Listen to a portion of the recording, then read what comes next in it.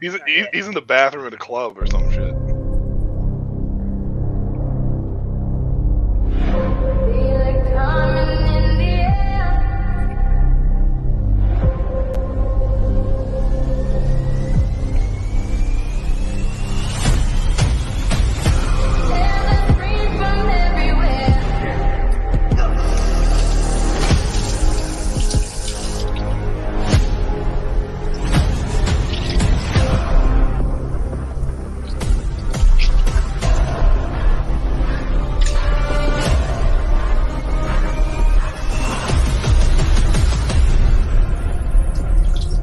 Only thing that's on my mind is who's gonna run this town tonight.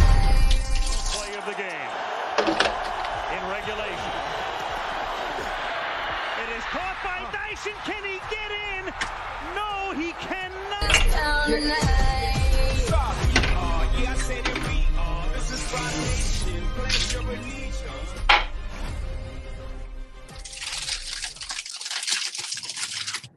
Man, I'm telling you, every single time I see that intro, I'm always hoping, or just I guess hoping, that Tennessee reaches a little further just to get that touchdown.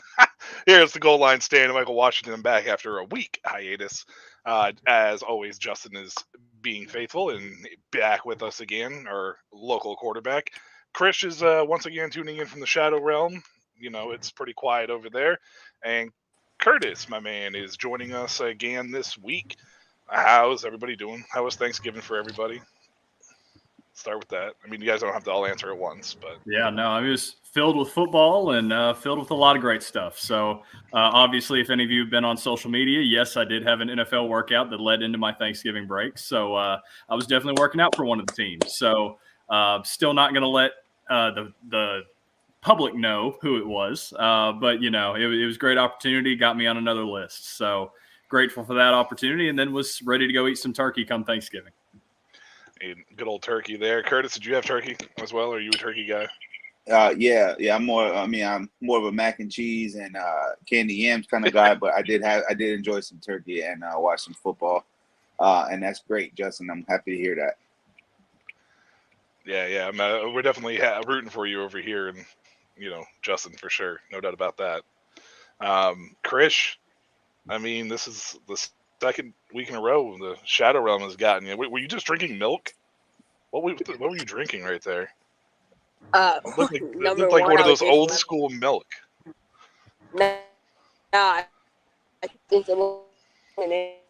No, so I'm actually over in the Dominican Republic right now. I wanted to make network history by being the only person to join a live stream from 4 different countries. It's history, man. So it was really important to me to make that. But no, for my Thanksgiving, I kind of just, hung inside. Just I didn't eat any turkey or anything. I just kind of wanted to, just kind of. Yeah. Well, let's be honest here. Chris is drinking the tears of his lost bets from this season. Yeah, that's definitely. he mentioned that. He mentioned that in the network chat for sure. Oh man, Chris, I bet you that's salty and extra salty. Doesn't that look like one of those milk containers, like the metal one, the glass ones? Look at it. Doesn't it what it looks like? I don't know. Maybe I'm crazy. Anyway, what a crazy week for football. I don't even know where to start. The Thanksgiving games were okay. I mean, the Lions came out flat, never fully recovered. Still think this team is one of the contending teams in the league for sure. I think that Thanksgiving kind of is been their Achilles tendon the last 7 to 8 years, and this is still a different Detroit team in comparison to what we're normally seeing. So I think they'll bounce back. I think they'll be okay. Washington did something that no other team has done ever in the history of the league before. I will try to pull that up if I can remember what it was, but it was pretty ridiculous. I had to do it like the amount of yards, time of possession and everything else, and still losing. Yeah, they were 57. Oh, right here. Entering Thanksgiving, NFL teams were combined 57-0 over the last 25 regular seasons. when having a game with 100 plus rushing yards, 250 plus passing yards, 35 minutes of time of possession, no more than 25 penalty yards, and no more than one turnover, and we lost 45-10. So, It's football for you. I mean, and the other funny part about that whole thing is I know that not individually, I don't believe there was still an individual. Dallas has still not given up a rusher over 100 yards on the season, but the amount of passing yards that Sam Howell had was the most that Dallas has given up all year. Alex is joining us as always, and we're just getting started. We're just talking a little bit about the Thanksgiving games and how Washington decides to set history in the worst possible way. Well, hey, I mean, the Lions' continued history, because I was going to bring this up too. Obviously, it's kind of circled the X, Twitter, whatever we call it. But the Lions have now lost all 12 games, or I think it's 13 now if you count Thanksgiving, in which that there's a waxing gibbous moon phase or something like that on Thanksgiving. Yeah. It's like, okay, so the Lions just need to circle that waxing gibbons phase on Thanksgiving and just say no, we're just going to go ahead and forfeit because we're going to lose anyway. Yeah, that's my wife's category. I mean, I could always ask her what the hell that even means. That's not something that I'm keen on or whatever. But she has that all like memorized and shit. So I could always ask her and come back next week and let you guys know what it means. Or maybe I could ask her right now. Waxing gibbous moon or waning? What is it? The waxing? I think it's waxing. Yeah, it's waxing gibbous. No, it was over on Thanksgiving. What or the day before? It's when the moon's getting bigger. Okay, there you go. It's when the moon's getting bigger. All right, so when the moon gets bigger on Thanksgiving night, Lions don't need to be playing football. Lions should not be playing football. Okay, that's what that is. Apparently, when the moon's blood pressure increases. The moon's blood pressure. The Detroit Lions' blood pressure plummets. Okay. I don't know. You guys are glad I'm back, right? Anyways. Oh, yeah. Man, I don't even know where to start. It was so much that happened this week. Let's start with the big news. Frank Wright. Yep. Carolina, the Panthers. Curtis, you've had some pretty strong opinions about this. I just saw you shaking your head, and I know that there's a lot of people on social media that are suddenly not necessarily blaming Frank Wright for everything that's been going on in Carolina. A lot of it's been going on David Tepper's side. Curtis, what are your thoughts on this? I know you've been sharing a lot of stuff in the network chat as far as that stuff is concerned. But are you a David Tepper guy, or is it a Frank Wright issue, or is it a combination? No, what are you over there? I just think that you can't expect the players to win with the talent they had around them, and you can't expect the coach to basically inherit a team and then you gave him 11 games without any really talent. You know what I mean? You gotta let the guy build a team. I mean, and you did the same thing last year. I mean, how much money now are the Panthers going to have to pay 2 fired head coaches for the next couple of years? It's embarrassing. You know what I mean? Like Bryce Young, you can't even like you can't even say anything because I don't think C.J. Stroud would have did good in Carolina. I don't think any of the other rookie quarterbacks would have did good in Carolina. I don't think really any NFL veteran would do good in Carolina. It's not really a good situation. I mean, you don't have really any talent on the offensive side of the ball. It's just it's not anything. I don't know. I don't really think it's Frank Reich's fault. I just think that they needed a fall guy.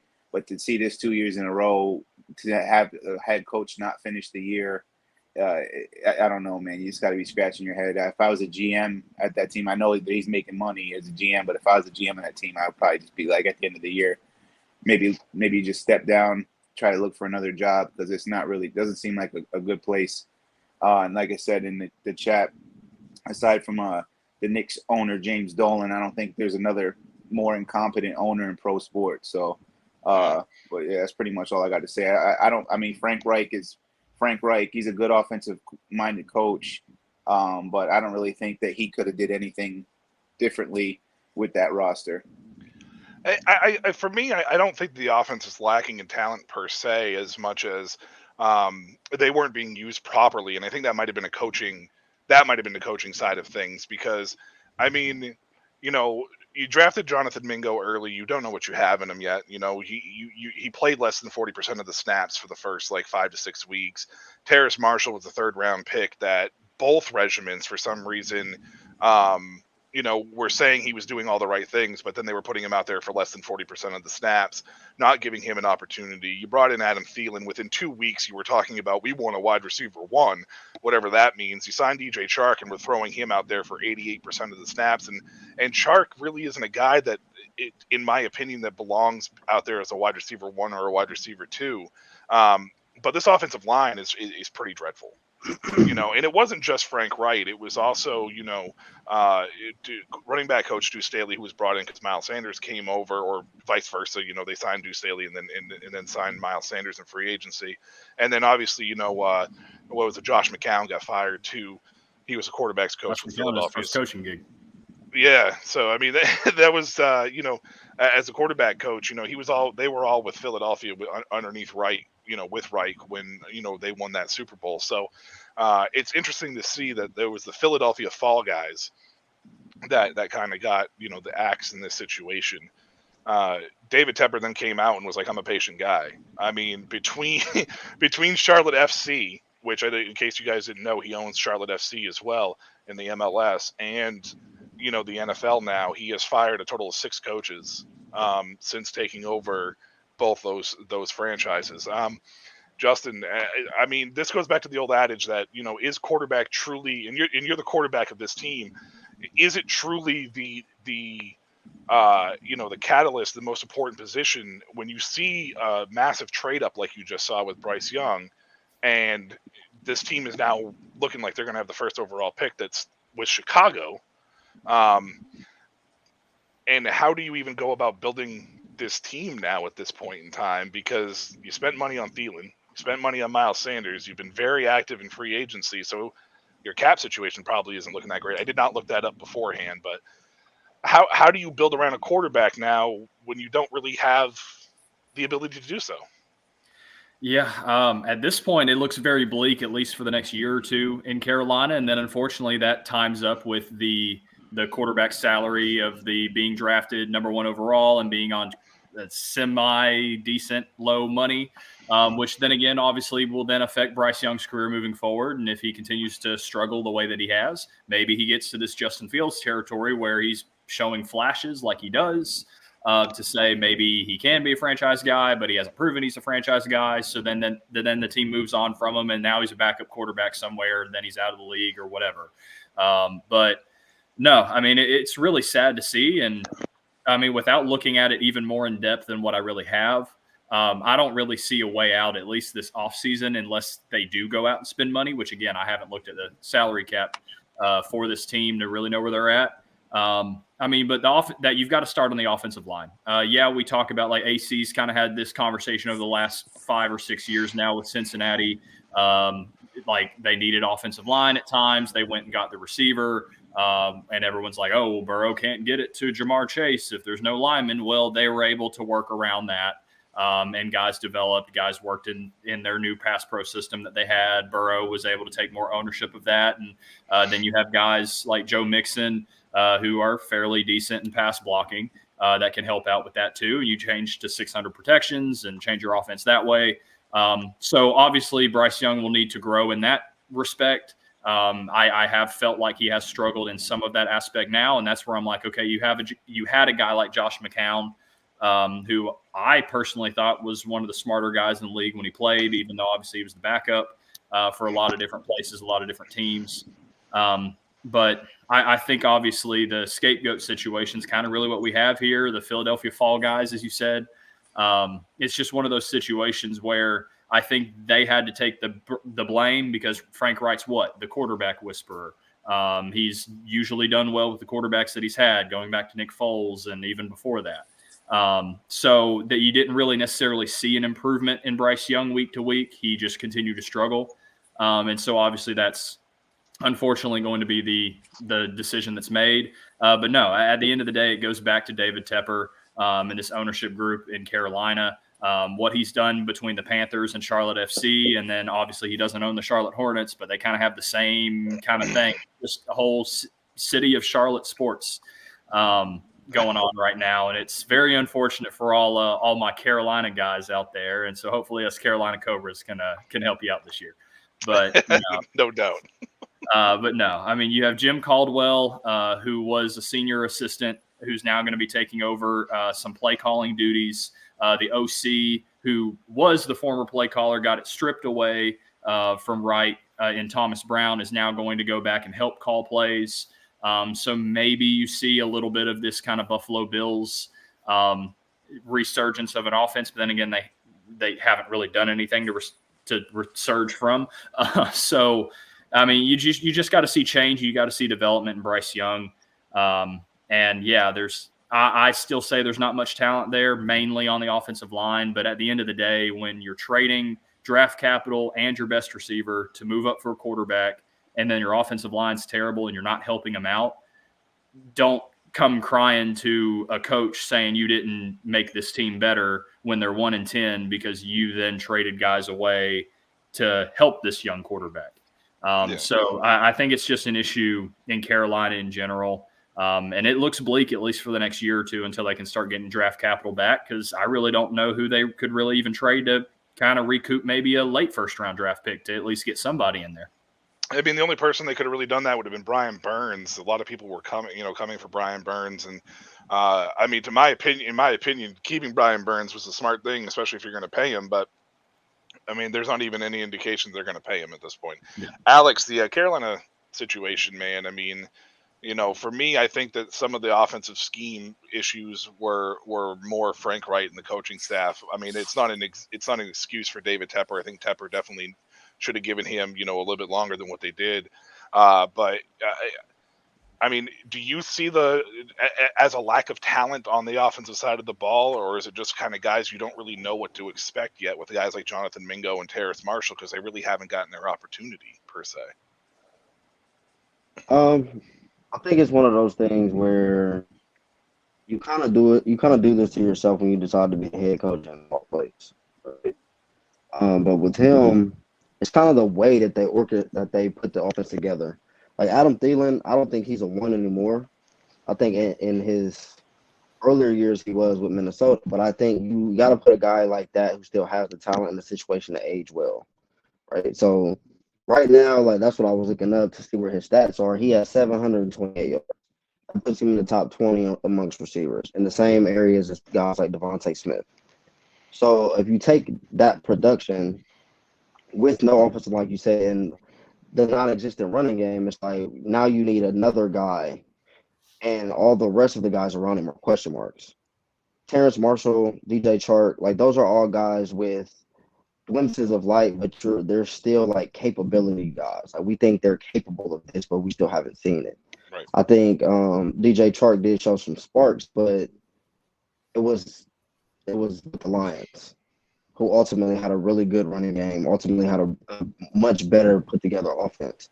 So whatever the case may be, I do think that Frank Wright should have had a longer amount of time because they're just struggling.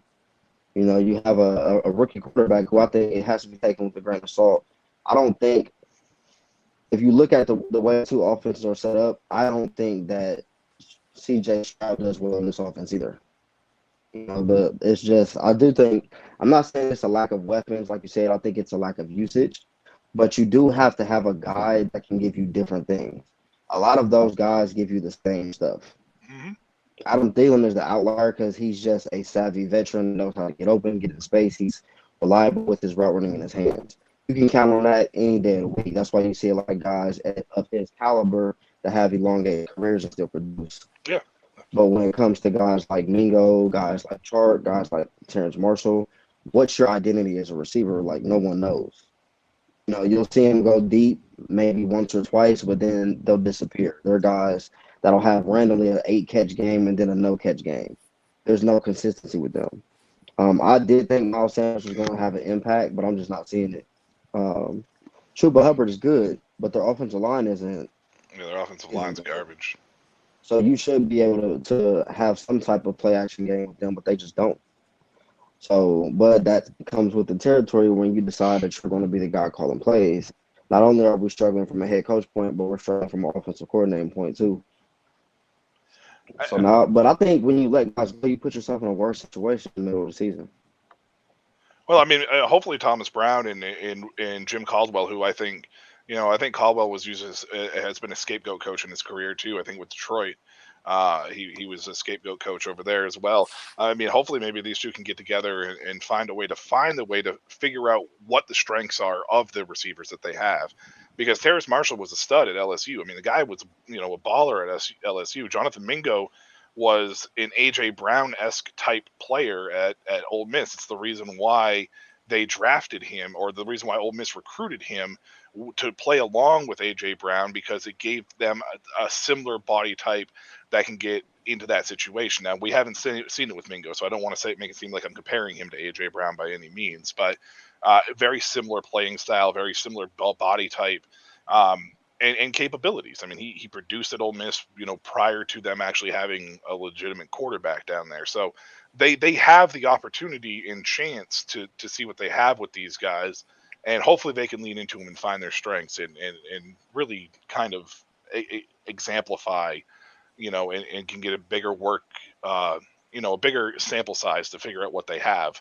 Because realistically speaking, like you said, Justin, and Curtis earlier, like, there may not be much more that you can do, so you may have to utilize the guys that you have at this moment in time. So, and the offensive line needs to improve. Like, whoever the O-line coach is really needs to step up, because we have not seen Icky improved at all since being drafted at North Carolina State. And Icky is one of the guys that had one of the highest ceilings and raw potential talent in that area. So, in reality, that guy should have been fired, but he still got his job.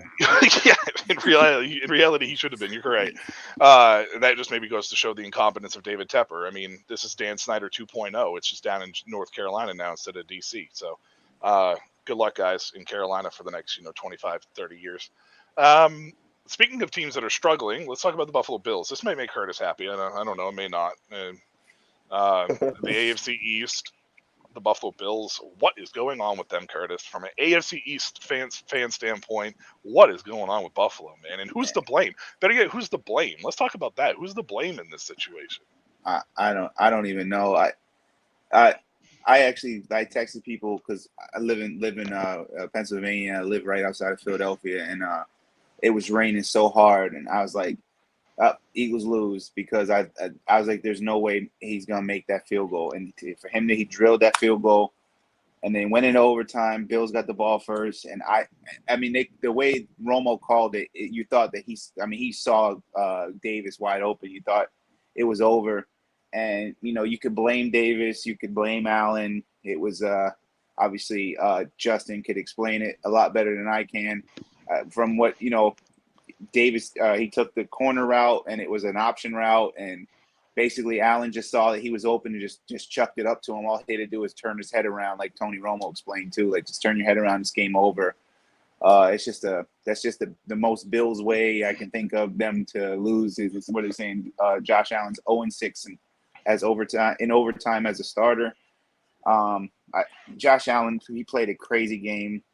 Obviously Jalen Hurts didn't have as many yards or anything like that, but still had 5 touchdowns.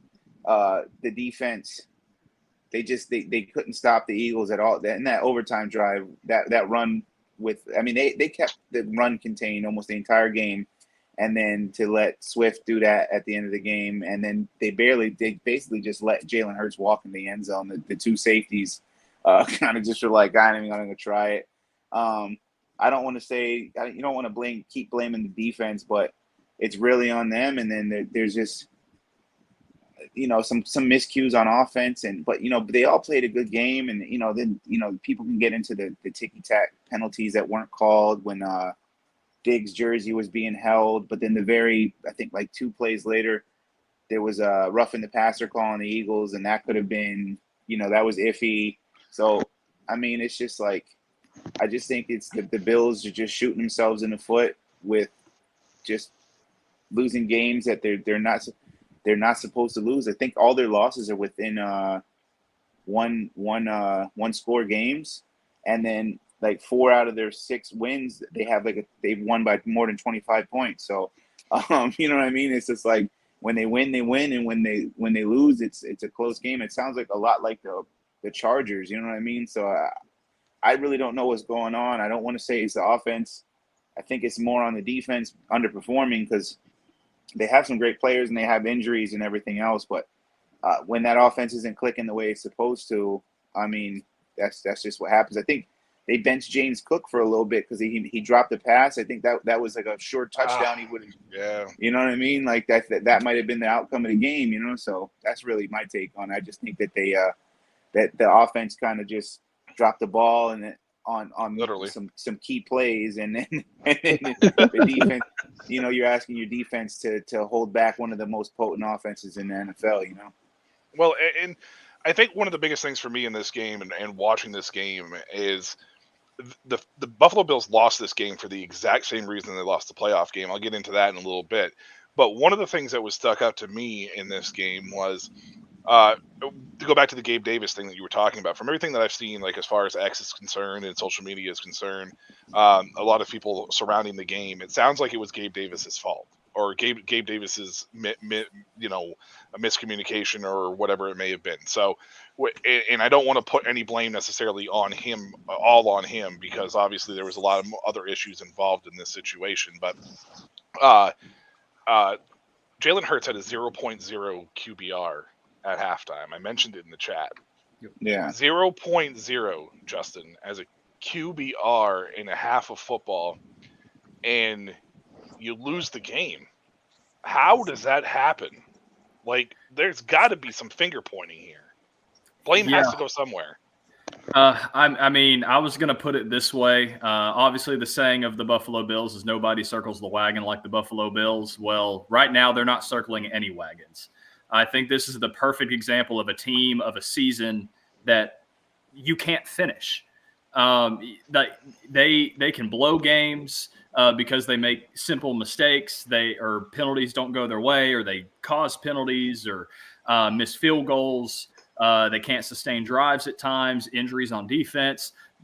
This is just kind of, in a way, kind of like the 4-year stretch that the Buffalo Bills went to the Super Bowl and lost all 4 years in a row. Like, it's kind of, it's one of those things that's like this. When one thing goes wrong, it all goes wrong for them. I mean, Josh Allen, like I've said plenty of times before, is a quarterback who will probably lead the league, or has led the league in interceptions every year he's been a quarterback in the NFL. But most of the interceptions that he throws are typically in non-crucial scenarios where he can play his way out of that. You know, that's just going to be Josh Allen's game. Then you look at like Gabe Davis making a decision to I'd have to go back and look at the play, but I believe he stemmed his route outside, inside instead of outside on the release. And then obviously that affected where Josh Allen was putting the ball. If he would have just released released outside, he would have been where Josh Allen wanted him. And that's in the moment decision that the receiver has to. I mean, the receivers typically in these outdoor offenses, they're taught how you need to release on given plays. But at the end of the day, this is the NFL, that you should know and be able to then play on your own accord. If you're seeing a defensive back in a certain stance or in a certain way, you should be able to know how to beat that. So that's on the receiver to make the best decision. And unfortunately, that particular play, he didn't. But then you even look at Philadelphia too.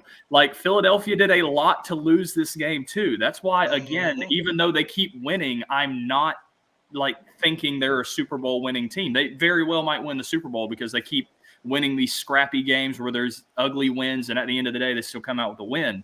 But Jalen Hurts, like you said, the 0.0 QBR at halftime, the turnovers. And then you even look at when they were on the game-tying field goal drive to send it overtime.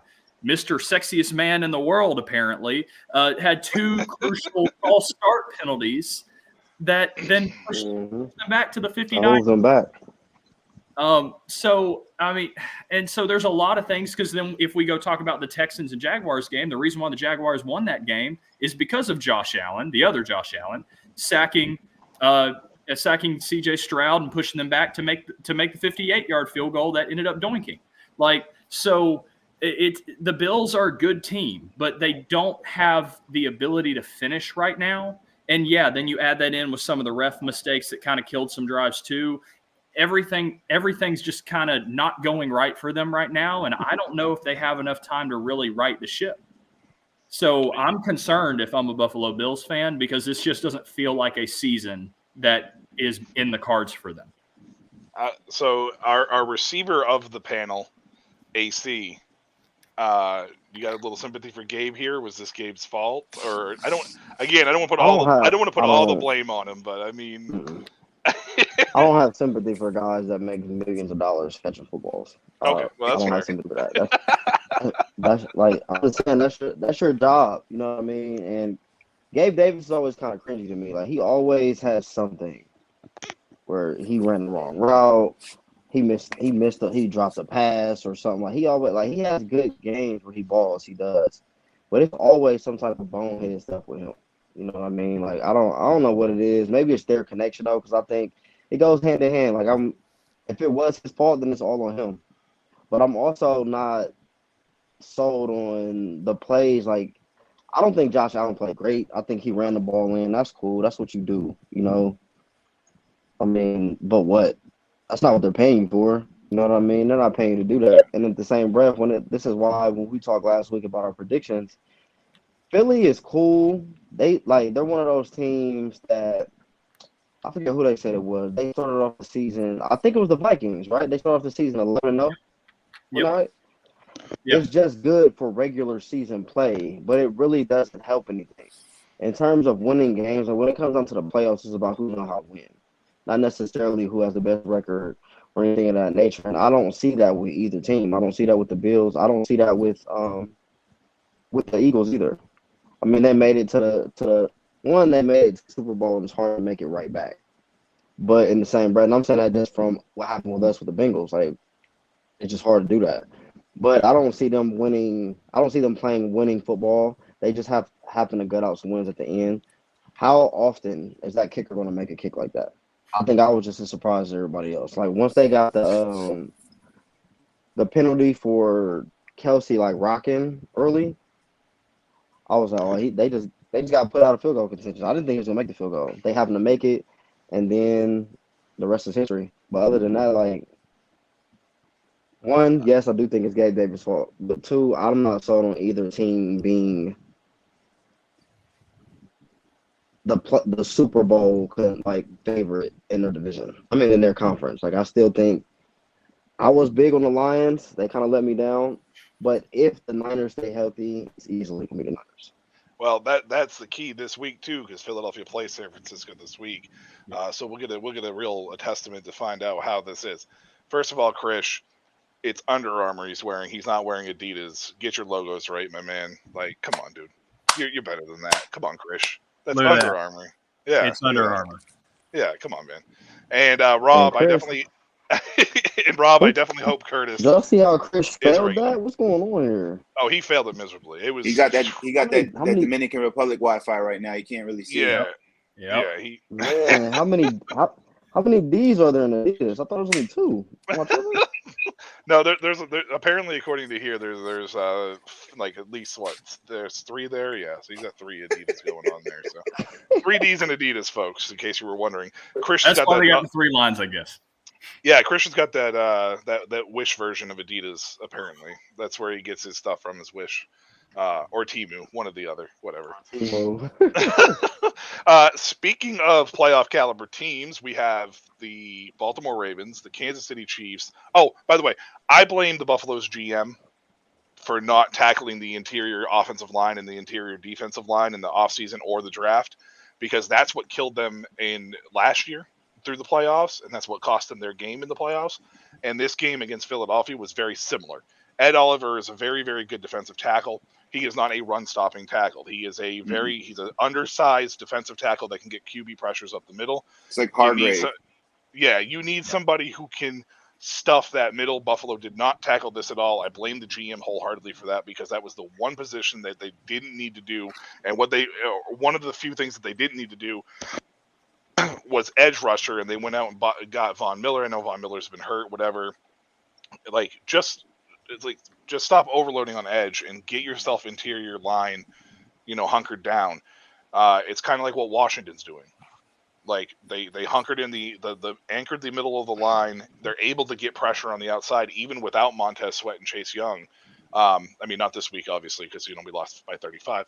But prior to, we were getting pressure on the quarterback. So Buffalo needs to tackle that for sure, whether it's on offense or defense in this case. So, but back to what I was saying, the AFC: Baltimore, Kansas City, Jacksonville, all 8-3.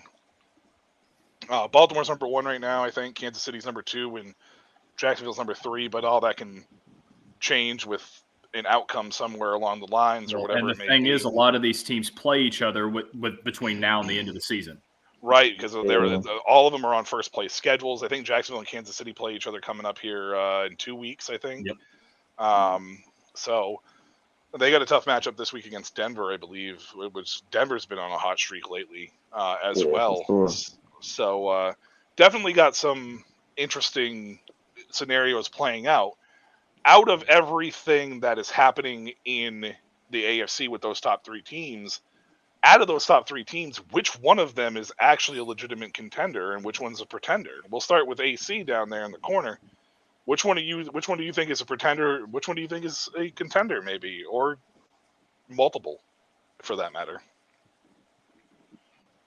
I think the contender is Baltimore for sure.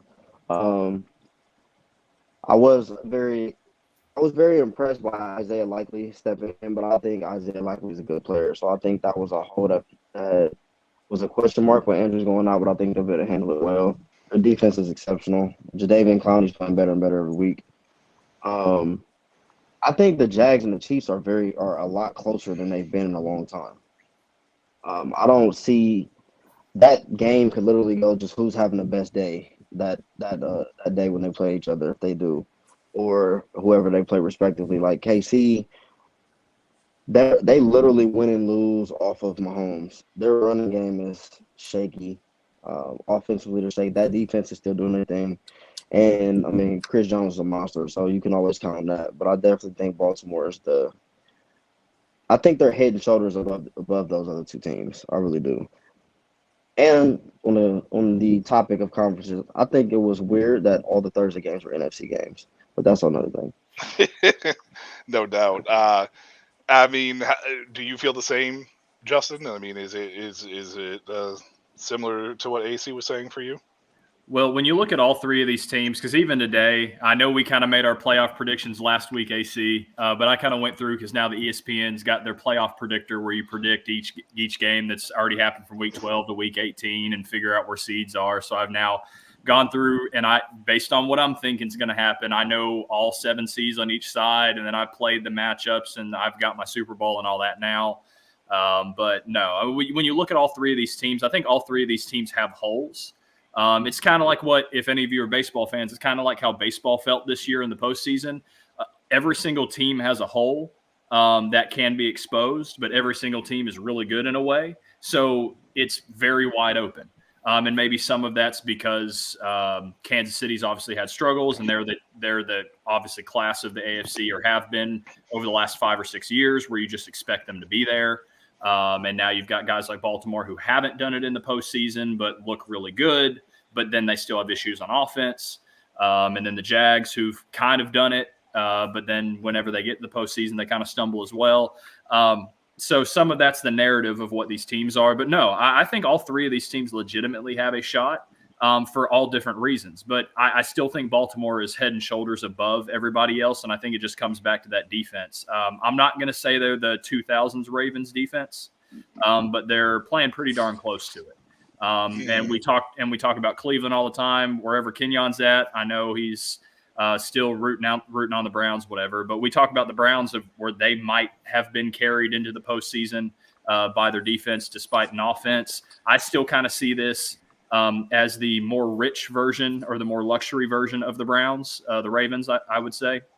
I mean, because you have Lamar Jackson, you have this offense that can play well and has played well at times, but this defense is playing almost as well as the defense is right now, and they're a hard team to beat. And so I still think it's Baltimore in the AFC, but don't sleep on Jacksonville. And then obviously you can never sleep on Patrick Mahomes and the Chiefs come postseason. Yeah, no doubt. Curtis, same thing for you. You think all three of them are contenders, or do you have a different opinion? I wouldn't say I don't think Jacksonville is a legit contender. I think that they're definitely a playoff team. I don't see them winning past the second round. My thing about the Chiefs, I said in the chat, they have 30 drops as a team that leads the NFL by 4 drops. And to think that 2 of those games were literally lost. 2 of their losses happened when a player dropped a touchdown pass in the end zone. So I mean, you're looking at a team that would be 9-1 or 10-1 right now instead of 8-3. Just because of Tony and MVS dropping passes. I mean you know, there's other reasons why they lost the games, and they were close to begin with as it is. So, I'm not saying the Chiefs are perfect, but I mean, they're winning and losing because of, you know, Patrick Mahomes, and they're not losing because of Patrick Mahomes, but he's like literally keeping them in games with a receiving core that's not really up to par. Obviously, this past weekend, Rice really showed out, and they're not having to rely on Kelsey so much. But like AC said, their running game, Pacheco is good. They just haven't been efficient this year. So I don't think there's a team in the AFC better than the Baltimore Ravens. Even when they're down, all of a sudden, you know, he comes through with 2 touchdowns, and you're just looking at the team like with Flowers. You're just looking at the team like they lost Andrews, and then Edwards isn't having a good game. They lost Dobbins, and then the other people just step up. And Lamar Jackson really didn't have that crazy of a game to be as it is, you know, but they still won. They still finding ways to win, and that defense is great. So I really think that they have the AFC in a chokehold right now. So it's going to be tough for any other team having to go to Baltimore. Yeah, I think all three of these teams are contenders, and primarily one of the main reasons why I think one of the primary reasons why I think Jacksonville is a contender is because for me, that running game is one of the best of those three. Baltimore obviously has a really good one, but they are in a situation where I don't think that their passing game sets up the running game quite like Jacksonville can do. It's just a matter of if they can do. I mean, Cam Robinson just got put on IR, so it's a huge loss for Jacksonville over the next 4 games as well. But it's also been uphill battle for some of the Ravens in certain games too. Like they lost to Pittsburgh 16-10, and you know it didn't look good there. They've had a couple games on offense that have been kind of stinkers. So the consistency base is going to be the key, and Baltimore's defense is definitely the more consistent of the three, and I think that will definitely lead to a championship run, or could potentially lead to a championship run, because as we all know, offense wins games, defense wins championships. And as here in this panel, the reason I didn't mention the Finns is because Dolphins still haven't won a game against a winning team in over 400 and some odd days. So until they actually do that, they won't be considered a contender, in my opinion, at all. They're the Let's AFC switch gears. Cowboys. Well, speaking of the Cowboys, let's switch to the NFC real quick, because the top 3 teams in the NFC are the 49ers, the Eagles, and the Cowboys right now, which I think that anybody with half a brain will tell you that that's most likely. You could throw the Lions in there as well, but after the loss on Thanksgiving, I think some people are kind of backed off a little bit from them. But a lot of talk and hype surrounding these 3 teams. Primarily Dallas on defense. You brought up Dallas, Curtis. Let's start with you. Which one of these teams do you think is a contender? And I know you guys did something similar to this last week, but I just wanted to see if you guys had any changes heading into after what we saw this past weekend. Well, being that I wasn't here last week, my opinion might be a little bit different. I agree with what AC said about the Eagles. There's something their defensive backfield is. It can be exploited. Obviously, you know, they've won a lot of close games. They almost lost to Dallas. I mean, it's you know, they're still finding ways to win, but you get to the playoffs, all that those weaknesses are going to be exploited, and they're not the same team they were last year. Obviously, they did pick up Carter to replace Hargrave, but they don't have the same. In my opinion, they don't have the same pass rush like they did last year. Like their pass rush was it was pretty nasty last year, and I think they're good this year. They're just not the same. Really, the Niners and the Eagles are really the only really tested teams that we can say, hey, these teams, look at the body of work, look how many teams they won against, look at how they won against these teams. I mean, you look at the 49ers, how they beat Dallas. I mean, they beat them bad. And the Eagles and Dallas was a lot tougher game. The Eagles only lost was to the Jets.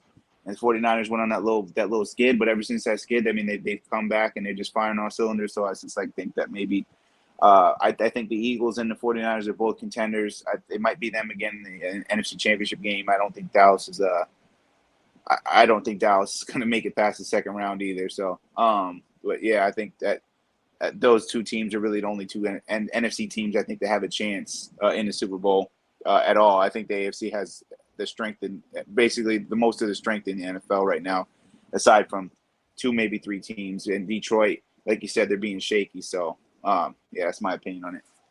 Alex, you mentioned Detroit kind of let you down a little bit this past week. Are you off them, or do you still think that this team could be a sneaky sleeper in comparison to these 3 teams that are in the NFC right now? I'm still really high on Detroit because of what Curtis said. When you look at the other teams, none of them outside of the Niners give you that, you know what, they're a full rounded team with minimal weaknesses. When you look at the Lions can run the ball. That's important in the playoffs. They have go-to receivers. They have a quarterback that can handle the offense. Their defense is good. So when it comes to that, they can always catch somebody on any day. And when it comes to the playoffs, like, you can get a guy at any time by a team like that. That's why they're so scary. You know, like if Hurts comes out and has a first half like he had in his past game and say that it's close, the Lions can take advantage of that. I think when you look at both sides of the AFC and you look at the NFC, it's kind of the same thing. When you look at the way that they're built, people are figuring out how to stop the Eagles. You know, AJ Brown has had 2 bad production games. It's not his fault because he plays a dependent position, but they figured out how to put a stop to that when he was averaging over 125 yards in like 8 straight games or something like that, 6 straight games, something crazy like that. If I can take that guy out, and then it puts you in a situation where you're throwing smoke screens to Julio Jones, I don't have no faith in that going forward. When it comes to the Niners have so much at their disposal. That's why if they stay healthy, you have a problem. If I can put my running back out and he run the routes, then bring my receiver in and he play running back, that's a problem.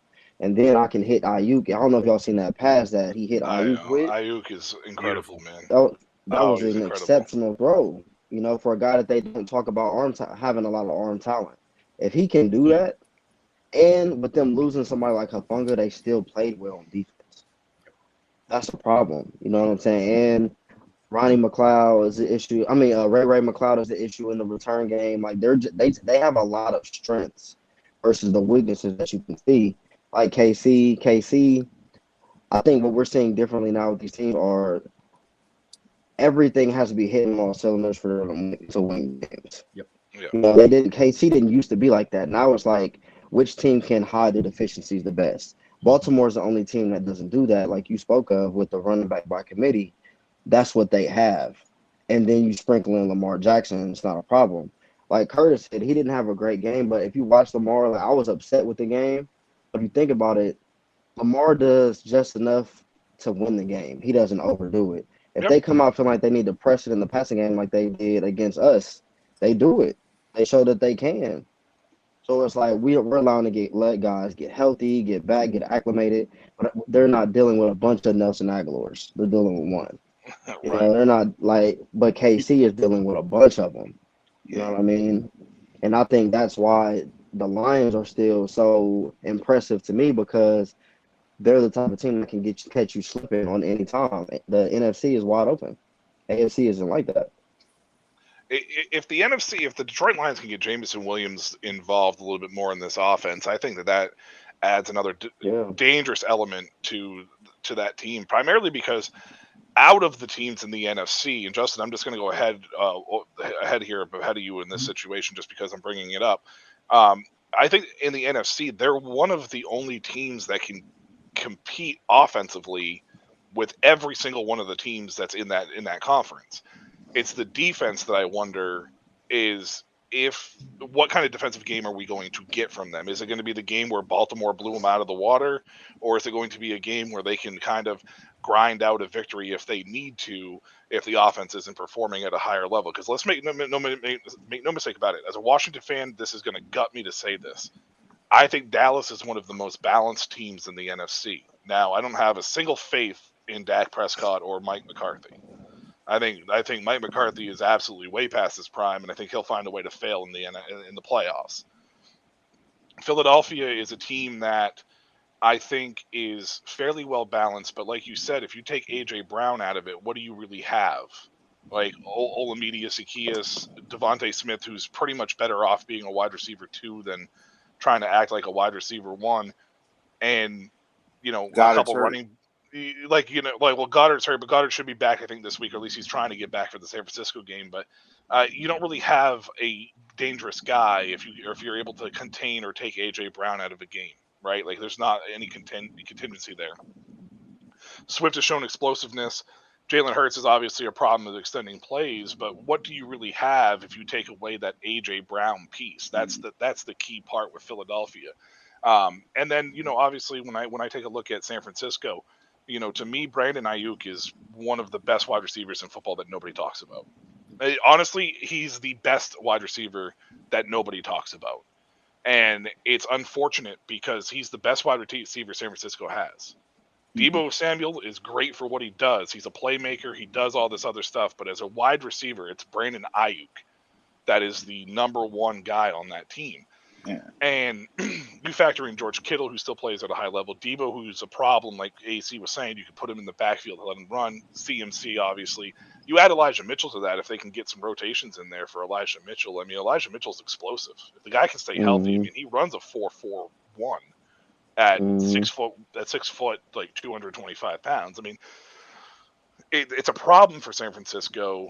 The issue with San Francisco is the consistency, because we've seen the wins, but then we saw 3 straight losses, right? So, like, if they lose again, is it going to become a thing where they skid again, or is it just going to be a one-loss, let's rebound? That's going to be the question for San Francisco.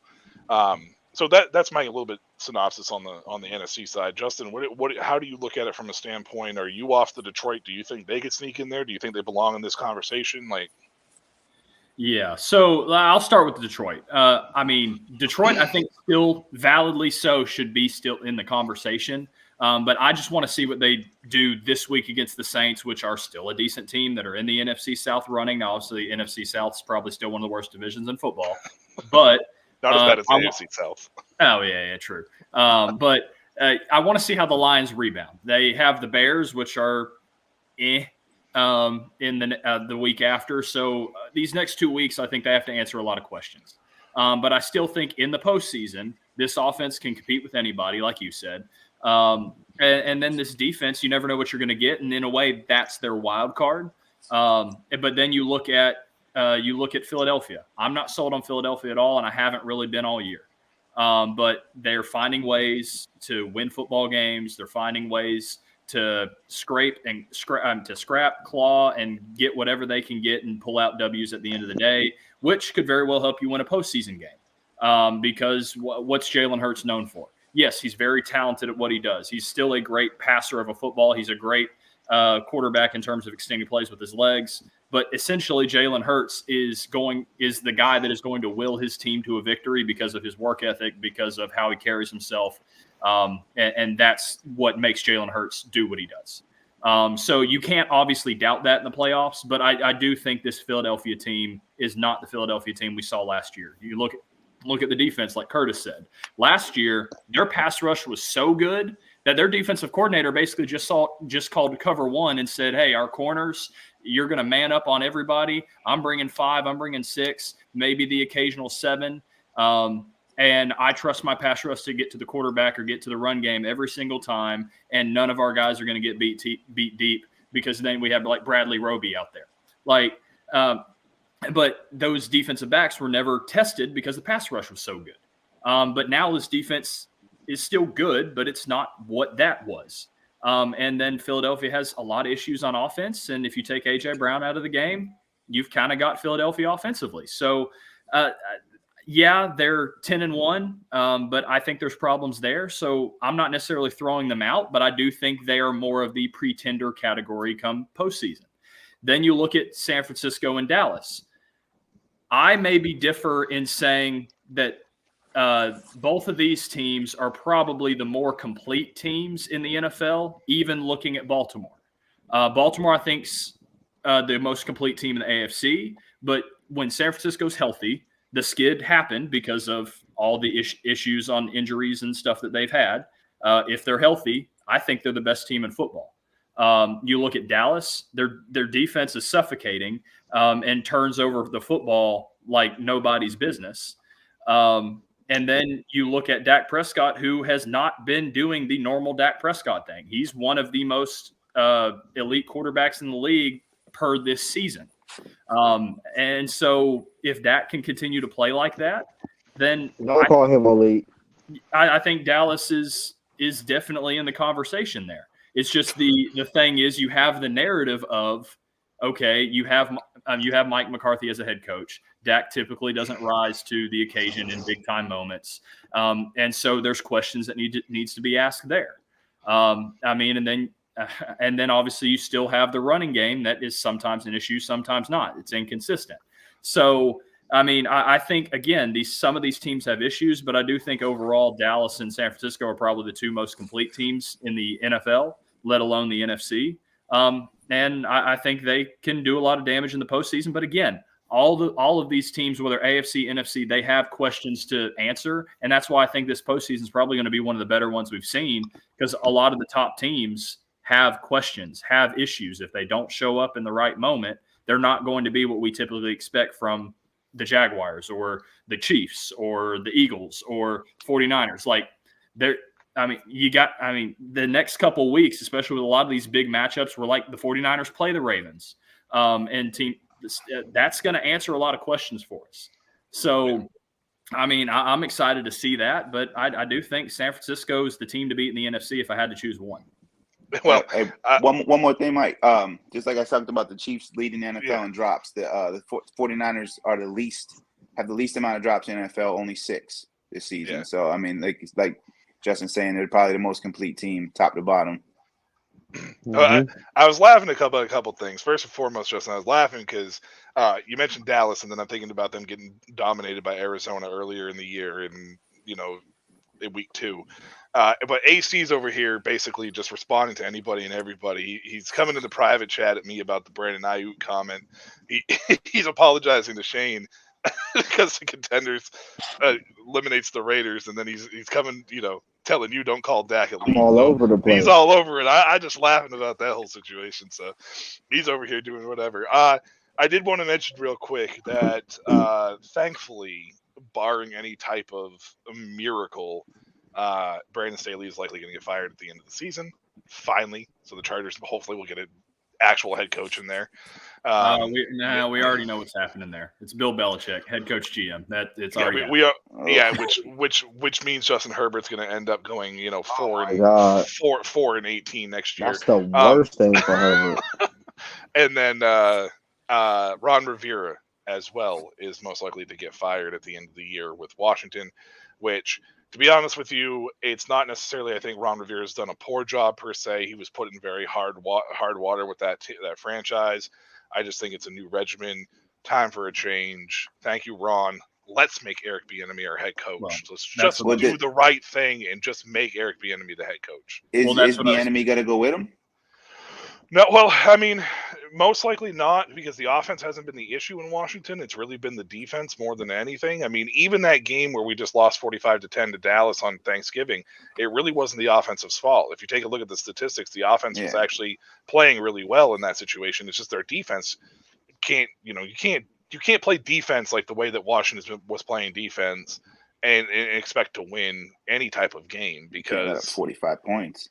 Yeah, Sam Howell threw for 300 yards against a team that hadn't given up a passer over 250 all year.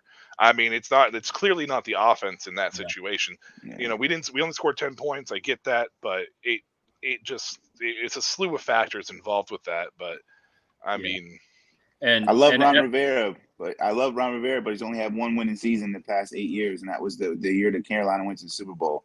He hasn't had a winning season as a head coach since.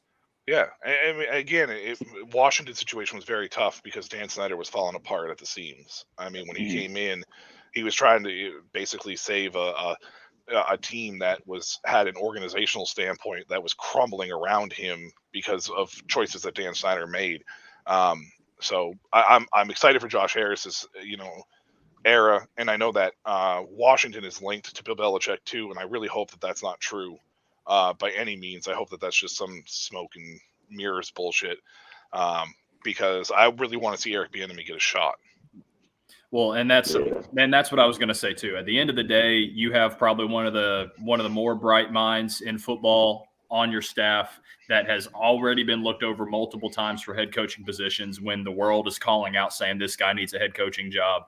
I don't think the new ownership group is going to want to then live with this tarnished image of not only what the old franchise was, but now saying, okay, then we let Eric Bieniemy go, and then watch him go to a team like the Indianapolis Colts or the Carolina Panthers or whoever. Well, obviously not Colts, but I'm just saying, like, you go somewhere and then be successful. And then not to cut you off, but I mean, look at the changes in Kansas City's offense without him. Exactly. So, I mean, you look at that, and there is a Bieniemy effect. And you look at what this offense is doing with Sam Howell, which I think is obviously a legitimate quarterback in this league, has continued to prove that despite the 4-6 record or whatever, the 4-7 record, whatever they have now. But I don't think you can let him go. And we've talked about this multiple times. I even talked about it over Thanksgiving with like Cowboys fans. Like you look at what Washington's doing, you can't let Bieniemy get away. So even if they made the postseason, I don't think Ron Rivera would stay because you can't let Bieniemy get away. Yeah, and that's 100% where I think it's gonna go. And I think it also makes a statement by making Bieniemy the head coach, because it gives them a legitimate chance with a new regime and a new head coach to grow with this ownership from a younger age. Yeah, with a new name possibly too. I mean, we'll see about that. All right, let's jump into your segment, Justin. I know you have two pictures here that you want to show. Chris loaded them in. I can do it afterwards, but let's get your top quarterback list first, and then we'll run forward with your pictures here. There's a lot of things to take into account when you talk about being viewed as a top 5 quarterback. It's not a laundry list. This is a list that, it has to be taken very seriously. Well, it was week 12 in the NFL, and everybody is thankful, especially if you're one of these teams that have these quarterbacks. So here's my top 5 quarterbacks of the week for week 12. Let's start off with the honorable mentions, though. Going to be a little surprised on some of these. C.J. Stroud is the guy that doesn't make my list, but the closest to making it as the first honorable mention. Jared Goff, and then solely just because of the touchdowns and the heart alone, Jalen Hurts makes it. But obviously that first half where he had a 0 QBR, he definitely doesn't deserve to be in the top 5 from that performance. But when you still have five total touchdowns, that still puts you in the conversation. But then let's get into the real quarterback play, the guys that I think had the 5 best days over the course of our long Thanksgiving weekend. So coming in at number 5, I have Trevor Lawrence. Trevor Lawrence had a 90.3 QBR, 23 of 38 for 364 yards and 2 total touchdowns, 1 in the air, 1 in the ground. Did have the 1 interception. And in a game that ultimately the division title was on the line, playing Houston, T-Law was steady. He made plays with his arm, made plays with his legs. Had a potential touchdown that was dropped too, so could add another touchdown on the board there to help put that game away and not have Josh Allen, the defender, push Houston out of field goal range. But other than a potentially game-changing interception, which puts him at number 5 on my list instead of being higher on my list, it was overall a great day. And when we talk about the Jags, I think the Jags can beat anybody in the AFC if Trevor Lawrence is on. And you need to see more performances like this if the Jags are truly going to be contenders in the AFC. But Trevor Lawrence, my number 5 quarterback of Week 12. So let's move on to my number 4 quarterback of Week 12. Patrick Mahomes. Patrick Mahomes had a 122.8 QBR, 27 of 34 for 298 yards and 2 touchdowns. The Chiefs had a slow start on offense in the game, despite Patrick Mahomes being 4 for 5 or 5 for 6, whatever it was on those drives, kind of getting completions, but not really getting yardage out of it and not getting first downs. But Patrick Mahomes later in the game took matters into his own hands, feeding Mr. Guy from the Chiefs. And I mean, they just kind of started to feast all night long. And you started to kind of see the Patrick Mahomes making the great plays with outstanding torque, getting the ball out from all these different various angles, moving the pocket, making great throws into tight windows. That's the Patrick Mahomes that has won Super Bowls and is in the AFC Championship every single year. So I know he's struggled this year, but they're still winning football games. They have issues on offense, but this is a performance that Patrick Mahomes needs to continue to build off of, and that's why he's number 4 on my list for Week 12. So moving on to number 3. Number 3, surprise performance from Matthew Stafford. Had a 121.1 QBR, 25 of 33 for 229 yards, 4 touchdowns in the interception. Stafford was poised all day and was steady. He made a killing in the play action game. And other than one bad decision on the one interception that he threw, he had a great day, just throwing the ball all over the field to these young receivers that he's got there. He took what the defense gave him.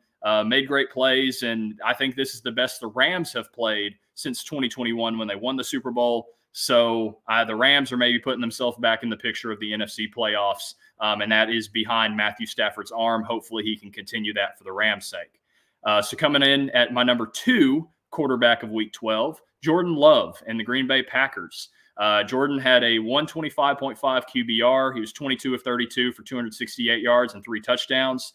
Jordan Love is the definition of gunslinger, and he played free on Thanksgiving. He was aggressive downfield all day, even starting off aggressive with the 59-yard completion.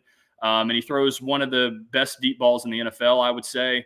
But no, I mean, this Packers offense came out aggressive, was aggressive on the Lions defense all day, and there's how you beat the Lions defense right there. So, I mean, Jordan Love continues to show flashes and in a way kind of torques his body and moves his body similar to Aaron Rodgers. So do they have an Aaron Rodgers in Green Bay or Aaron Rodgers 2.0 in Green Bay? Who knows? I know Jordan Love has struggled at times. But no, Jordan Love definitely came out like a gunslinger this week and threw the ball all over the field despite only the 268 yards. And that's why he's number 2 on my list. But number 1, becoming the normal person in this list every single week. My number 1 quarterback of Week 12 is Dak Prescott. Dak had the 142.1 QBR, 22 of 32 for 331 yards and 4 touchdowns. Dak is the complete package right now. He's making impressive throws. He's taking what the defense gives him. He's not turning over the football. And most importantly, he's making plays with his legs in both the passing and running game. He's consistently the best quarterback in the NFL week in, week out. And this Dallas team can be dangerous if Dak continues to play like this. So Dak Prescott, my number 1 quarterback for Week 12. Let me know who I left out in the comment section below. If you like this list, give this live stream a like or give this post a like. Even if you didn't, give this post a like anyway. It helps get out to other people anyway that need to see it. But no, feel free to grill me in the comments and let me know who I missed. But those are my top 5 quarterback performances of Week 12. Hey, Alex, elite. I love how every week it's pretty much whoever plays Washington is like in the top 2. Yeah, that's what it's becoming. It's pretty sexy. It makes me feel happy as a Washington fan. Let's go to the Jets real quick, and then we'll come back to you with your still photos here of a couple of the plays. Curtis, Aaron Rodgers made some interesting comments this week, and Alex, no, made some interesting comments. Actually, I think it was today on the Pat McAfee show about his playing status is now going to determine on his health and whether or not you guys make the playoffs. Is it even worth bringing him back? You're on mute. Hold on a second. Let me unmute you real here, unless you did it yourself. There you go. I got you. I did it myself. I'm sorry. I don't want to see a 40-year-old man with a 10-week-old Achilles tendon injury surgery, and it was like some kind of new age type style surgery that nobody has had done before in the NFL. I don't want to see him try it. I don't want to see any setbacks like what you saw with Klay Thompson or Kevin Durant with those Achilles. I mean, the setbacks. Achilles tendon that used to be a career ender. I mean, I'm glad it's not anymore, but I don't want to see. There's no point in it. We are horrible on offense. We have the probably the most poorest offensive line, and I don't want to see him get smacked. And I don't want to see him have to play with cleats on that field this year. Maybe just give it. Zach Wilson not the answer. Boyle's not the answer. And the only reason Boyle's there is because of Aaron Rodgers too, because he watched him celebrate that touchdown at one time. But you know what I mean? Like Aaron Rodgers, I love his cockiness, man. That's what it's the same reason why I really never liked him as a quarterback. Like, dude, just stop, man. Stop. Just sit down. Go do your DMT in freaking Columbia or wherever you're gonna do it, and just sit out the rest of it. You're not like Cam Akers, I think was 2 years ago, came back within like the same season from Achilles, and I was like, what's going on? Like that was you used to not see these guys for a year calendar date, and like for him and he didn't even come back to the playoffs either. I mean, like that. Yeah. Right. I don't know. And Cam Akers isn't 40 years old. So yeah, and Cam Akers tore his in camp, not week one. Like there's a whole slew of things here, and to me, Aaron Rodgers, like if this one here wasn't a career ender, the next one will be. Yeah, and if he comes back on MetLife, like it will be a career ender for him. I don't care who he thinks he is. I respect the drive and determination. I question intelligence. Yeah, and that's always been with him. He's so cocky. He's so cocky that's just him. And it's again he's doing this thing. It's kind of like his listed demands to get to the Jets, and all those players that came to the Jets, get them all out of there because all of them are bums. Like at this point, they're just wasting roster space. But like now he's making the listed demands for him to come back on the field. Like no, just sit down, man. Let's get a better draft pick. Let's get a top 6 draft pick and get the tackle from Penn State. If he's still there, if he's not drafted 3rd or 4th overall.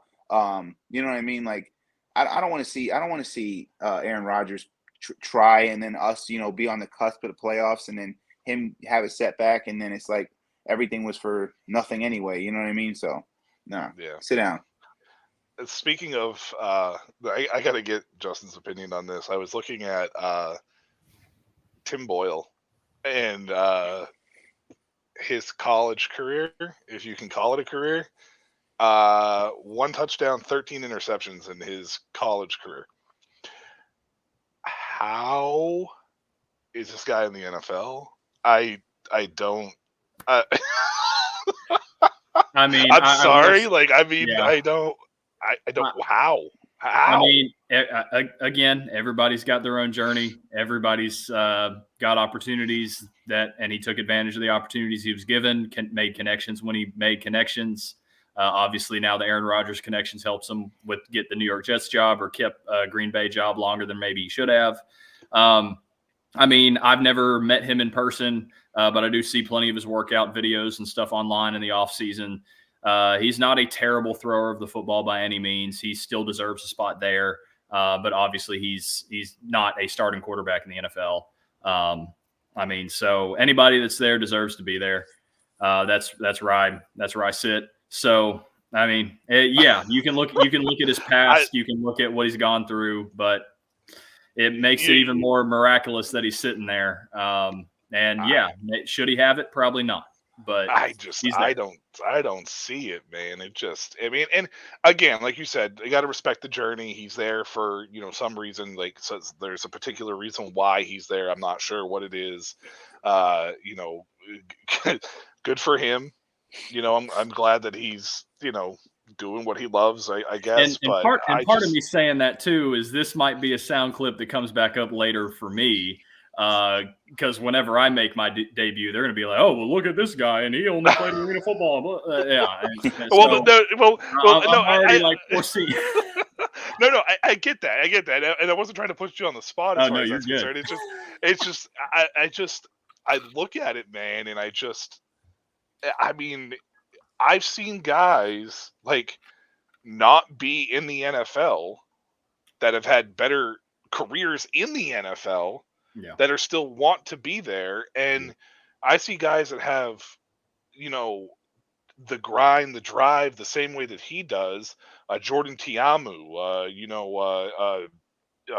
the dude that played for the Sea Dragons last year. I can't think of his name off the top of my head for some reason. DiNucci, Ben DiNucci. DiNucci started. Wasn't he in the NFL? He was. He started a few games in Dallas. Yeah, Dallas, and he started a game and played all right. And I mean, it just I don't understand how those guys are out of the league, and then I see a situation like Tim, and again, I understand the journey is different for everybody, but I just and it's like one of the conversations we've had on this podcast before that AC brought up. It's playing the politics of the game. Yeah, for sure. For sure. Yeah, Chris mentioned Josh Dobbs has 19 touchdowns, 10 picks, and the Minnesota Vikings are possibly talking about benching him after one game. Not a good look, obviously, this week, but I don't think it's warranted of a bench. I mean, AC, do you think so, man? I mean, 4 INTs obviously looked miserable. They lost the game on the last-second field goal, but is it really worth being benched already for? Come to me last, because I'm the actual Viking fan. Yeah. I don't think it's worth being benched. You can't ride the wave when he's hot and then try to throw him under the bus right now. And he doesn't have his number one weapon. Right. You know what I mean? He was slated for Jefferson to be back this week. Yeah. Last week, Justin Jefferson. You give Addison. I still do not believe that enough accountability is being placed on the run game. I really don't. It's just not good to me. I don't know if I'm watching different football, but it's just not good. No, you're right. And Justin, stop the cap with this Tim Boyle mess. One touchdown. One touchdown in college. 13 you know you played 4 years in college, right? Yeah, I know. He had one season. He had one season where he had 0 touchdowns and 8 interceptions. Oh my God! In a season? In a season. You threw it to everybody on the other team but your own guys. That sounds like old school Army offense or something like that. All I can think about what's the rushing stats? Yeah. All I can think about in my mind is every Hawaii quarterback that's ever played deserves a shot if he gets a shot. Like, you know what I'm saying? Like, those guys put crazy numbers up. So it's like, what? And what's even worse is Tim Boyle didn't play at Army, Navy, or Air Force. He played at UConn. So it's whose cousin is this, bro? He played at UConn. He played at UConn. Yeah. Yeah, he was a Husky for sure. He didn't even. That's not when it was in the Big East, though, right? That was it's in the American. Oh yeah, it was. I think it was the American. I think the Big East had just folded. So he didn't even play for the good UConn. He definitely could have got at least 2 touchdowns. Well, again, he's probably related to Belichick. I'm not saying my real opinion. I'm just saying putting me on 2. He's probably related to Belichick. Probably related to Belichick. Yeah, he's somebody's cousin. I think Aaron just his saw. Dad I think Aaron owns his dad owns UPS, like bros own FedEx. I think Aaron did some ritual with them or something, so they're like blood brothers or something. That's what I'm saying. I think Aaron Rodgers saw him on the street, mistaken for a homeless guy, and adopted him. I mean, that's the only thing I could think of because. I just don't think you should have that type of pool. I mean, like hey, Jordan I got Palmer the going to the Bengals. I'll gladly switch positions. There we go. That's Aaron Rodgers' DMT won't even miss the dealer. Cavs. That's his ayahuasca dealer. But they do that though, and it's always with the quarterback spot. I'm not saying Jordan Palmer's a bad guy because I think he's one of like the gurus of quarterbacks for Nike. But the fact he pops up on our team out of nowhere because he's Carson's brother, I'm like, dog. Y'all act like we pulling up to the wire or something. It's the NFL. Well, yeah, I mean, but you look at it, college recruiting and stuff too. I mean, you're offering a 3-year-old just because he's the son of a Hall of Famer. Mm-hmm. Yeah, Like, I mean, and to be honest with you, I mean, one of the things that I think that was on the little synopsis for talking is about how to evaluate college quarterbacks. But honestly, I think that's one of the hypes surrounding Shadur Sanders.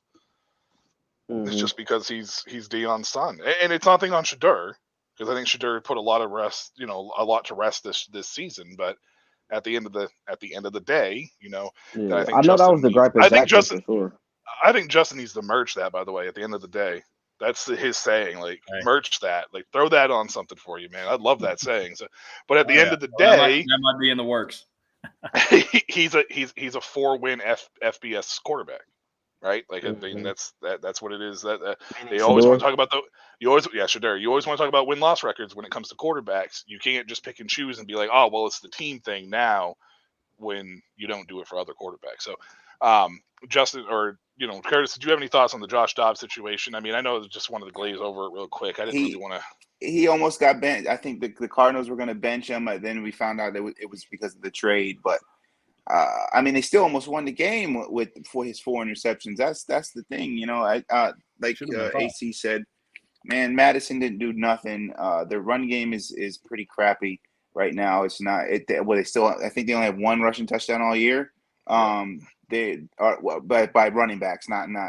Oh yeah, I think Josh Dobbs is the only he's other accounted one for like 4 or 5 of those things. Yeah. But no, you can't bench him because like Nick Mullins is coming off IR. He was on a way better 49ers offense, team, coached everything, and he didn't do better than what Dobbs is doing. I think Dobbs gives you the best chance to win. They kind of hyped him up. The NASA thing that there was last week. I just saw yesterday. They were like, oh, Josh Dobbs makes it cool to be what do you call it, a rocket geek or something. And then I look at the stats. He throws 4 interceptions. I was like, oh, there goes his hype. They forgot about him already. But no, you can't bench him. You can't bench him. Just let it ride. I mean, I guess maybe Mullins is more fitted towards like their offense is geared for Kirk Cousins. I guess maybe that could be the only reason why. Yeah, but he hasn't even been in there a month, man. Like, I mean, at the same time, too, I mean, you got to look at what Dobbs has done for you, as far as what he's done coming in a situation. Tough situation, got traded mid-season, was with Arizona, had to learn a system in, I don't know, what was it, 6 days, came in, won a bunch of games without Justin Jefferson. And a divisional matchup against a very tough Bears defense. I mean, let's make no mistake about it. This Bears defense isn't a slouch. Yeah.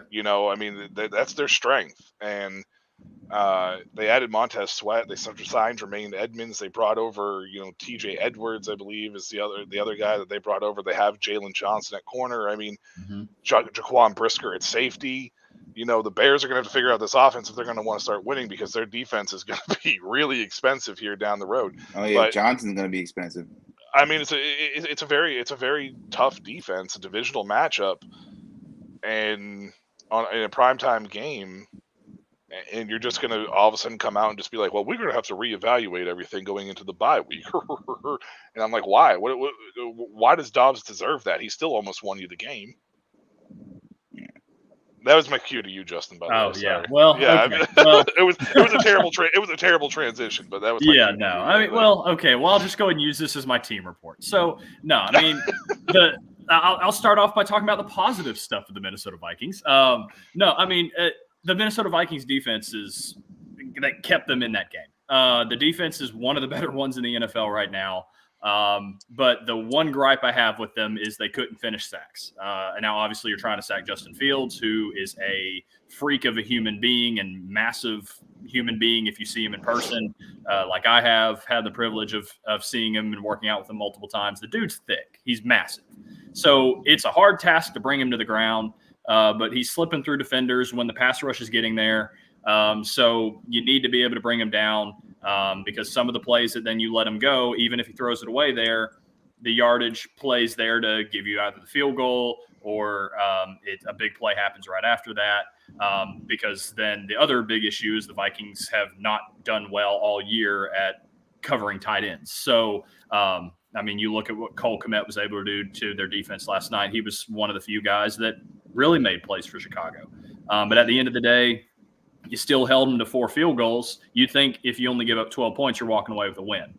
But you can't win games when you turn it over 4 times. You can't win games when you can't run the football, when the offensive line yes, I'll give credit where credit's due. That Chicago Bears defensive line, the pass rush they have, it's really good. Their defense in general is pretty good. But ever since trading away Ezra Cleveland, the offensive line play has really stepped down. And Dalton Reisner, I don't think, has been a great addition, although I thought he was going to be. I don't know. You got to be able to protect Dobbs to where he doesn't get put in scenarios. And yes, he's made a lot of plays with his legs. He's broken a lot of sacks and he's made a lot of plays. But similar to what we were talking about a couple weeks ago with, I believe it was C.J. Stroud at the time, where he was making plays with his legs, and you're putting him in 3rd and 14s, expecting him to throw you out of that. You can't just live on Josh Dobbs being able to break sacks and run for 15 yards and make big plays happen that way. Because unfortunately, what we've kind of seen, at least over the last 2 weeks of Dobbs, is the arm is good and he can make plays, but it's his legs that's really creating offense and things like that for Minnesota. So run game's got to get better. Dobbs is a smart guy. I know him personally. He is a heck of a smart dude. He knows his football. Football's his passion. Yeah, his outside passion's NASA and all the great, amazing stuff there. But no, the dude's smart. It was kind of an uncharacteristic game. I can even go in and break down the interceptions. So I'll skip over the first one because obviously the first one's what I've kind of drawn up and gone into depth. But you look at the second interception. Perfect ball, perfect location, perfect timing. Addison just didn't get his head around in time, hits off his face mask, pops up in the air, interception. Can't blame quarterback on that one. The only thing I guess you can blame it on is growing pains of the new quarterback coming in, because you still probably have enough practice time with them to know timing of when you come out of that dig route and hit them. And but at the end of the day, he's been there 4 weeks now. That stuff should be cleaned up. So it's just one of those plays where ball gets on you quick, pops it up in the air. What should have been the third interception was definitely Dobbs' fault, but it was dropped. You're thrown to the wide side of the field, a quick out to a cover 2 corner that's sitting right there. You've got to be able to see that pre-snap. And a lot of that, I think, comes back to he's getting pressured so much because of this offensive line that's forcing him to try to make plays. And he's making bad decisions that way. So fortunately, that interception was dropped. That would have been a pick 6. That would have been the first touchdown the Bears scored, or the only touchdown the Bears scored. So fortunately, that was dropped, but that's on Dobbs. Then you look at the third interception. You put the ball in a decent place, depending on where the defender was. Defender made a great play, popped it up in the air. Again, another popped up interception. Then you look at the fourth interception, pressure on Dobbs, forced the panic throw to a running back because obviously he's already trying to be sacked at the time. So then you throw it into a defensive lineman's chest. He pops it back up in the air, picked off by the linebacker. So 3 of the interceptions that occurred were ones that are kind of hard luck, like if offensive line protection was better, or if you're not unlucky, then you're looking at maybe a 1, if not 2 interception game, because Dobbs really should have thrown 2 interceptions, but it very well could have been 5. And so before I get into the first interception breakdown, I'll just say my piece and stuff on the Dobbs quarterback benching situation if that happens. Kevin O'Connell has to say it. You're going into a bye week. You have to reevaluate things when you come off of a game like that and you have an extended time. It's kind of what you have to say to the fans that are frustrated that on Monday Night Football you didn't beat a team that you should have beat to stay in the playoff run. I mean, there's a 77% chance they make the playoffs. So you have to say that. I maybe sit a little more highly on Nick Mullins than some. And I think the times that he did play in San Francisco, he played decently well at times, showed some flashes. But I also do know that Nick Mullins has sat around in Minnesota for 2 or 3 years now. And so that's the only reason why I feel like they would consider a change. Jaron Hall, they spent draft capital on, didn't play terrible in the game I was at when they played the Falcons. It was the concussion that even gave Dobbs the chance that week anyway. So Jaron Hall maybe gets back in there, and then Sean Mannion's been around and he's on practice squad now. Maybe they elevate him to have more depth. Who knows? But at the end of the day, Dobbs is still the guy or should be the guy in Minnesota. He gives you the best chance to win. I think it just kind of comes back to you got to be able to run the football better. You got to be able to protect Dobbs better so you don't force him to try to play hero ball. He's not a quarterback that can play hero ball with his arm. We've seen it plenty of times with the legs. But when you force him to play hero ball with the arm, mistakes start to creep in because he tries too hard. And that's not a negative on Dobbs at all. I think Dobbs is a very capable quarterback in this league. He can very well be a starter somewhere. But it's just perfect storm of great defense, bad offensive line play. You don't have the run game to take pressure off of them. And I don't even think Kirk Cousins is winning that game. Now, maybe does Kirk Cousins make some of those mistakes that he made? Maybe not. So maybe we're looking at a different story. But again, Minnesota, even through all that, had a chance to win this football game, and they couldn't finish.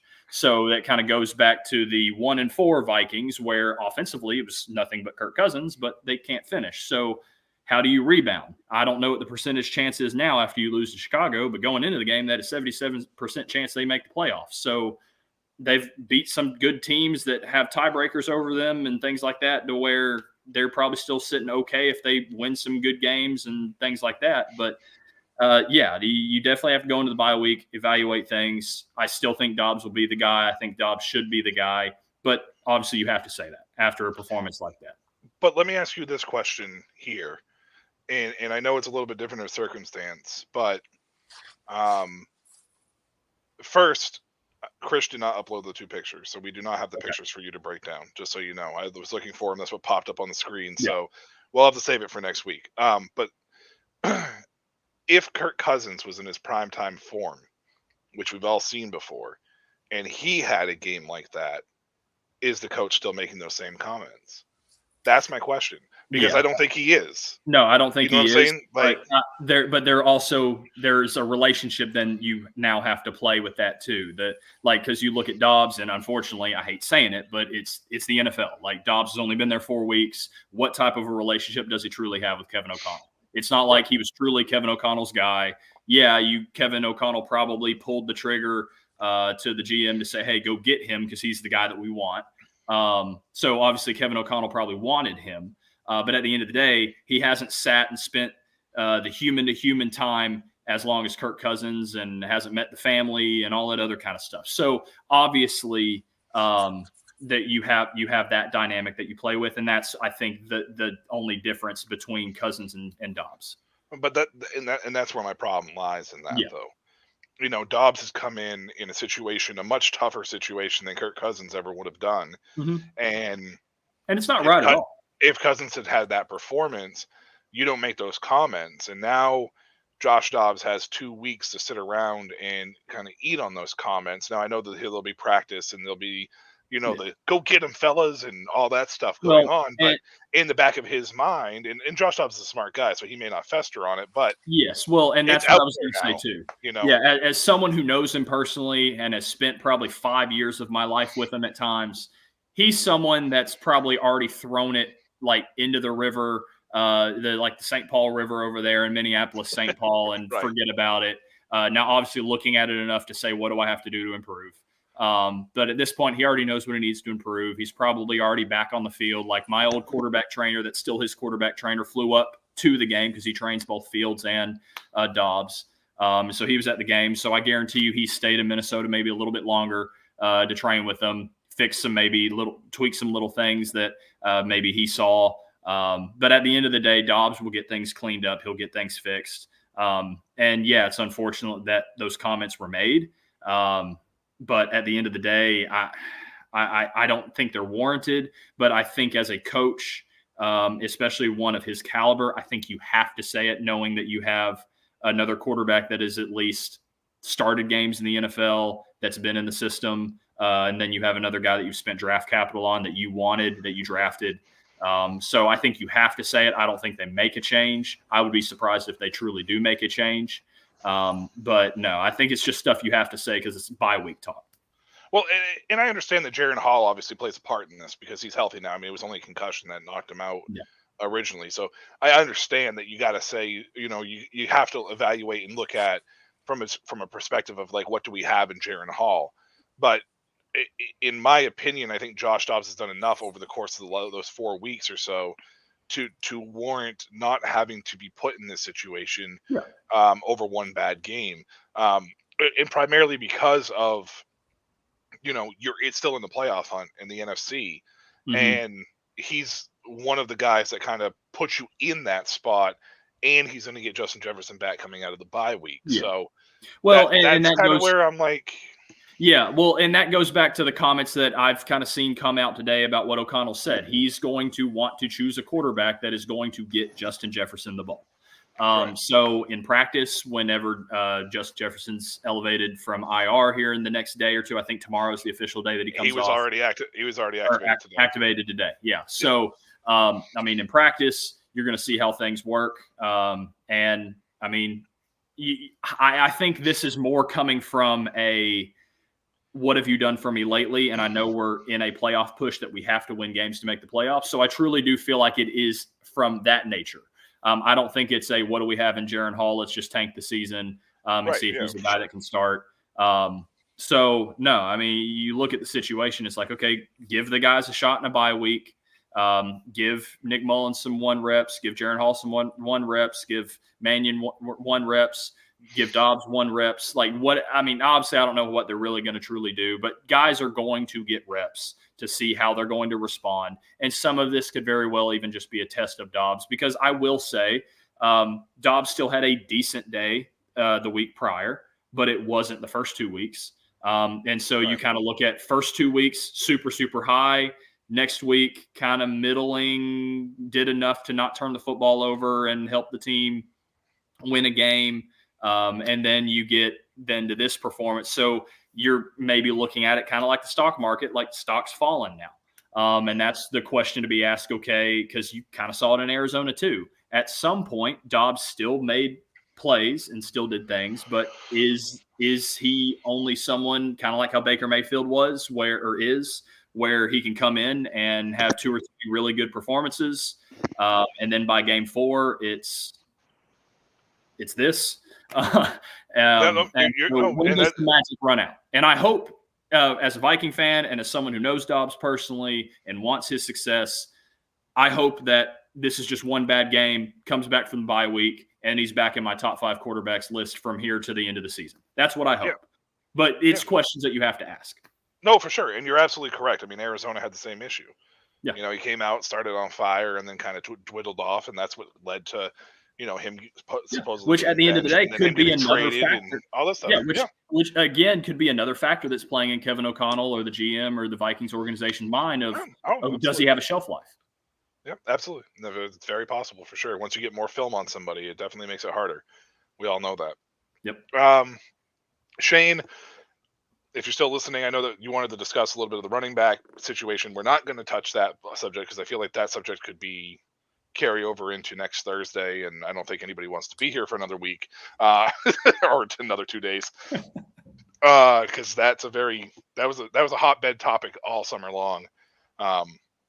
We discussed it a little bit here on the show preseason, for that matter, even as well. So, Curtis, do you want to run a Jets team individual report? Because I said what I had to say with Washington. There's really not much more I need to say on a team individual report. I mean, we got spanked, and that's the end. I don't have. It's more the same. It's the offense. Boyle couldn't come in and do anything.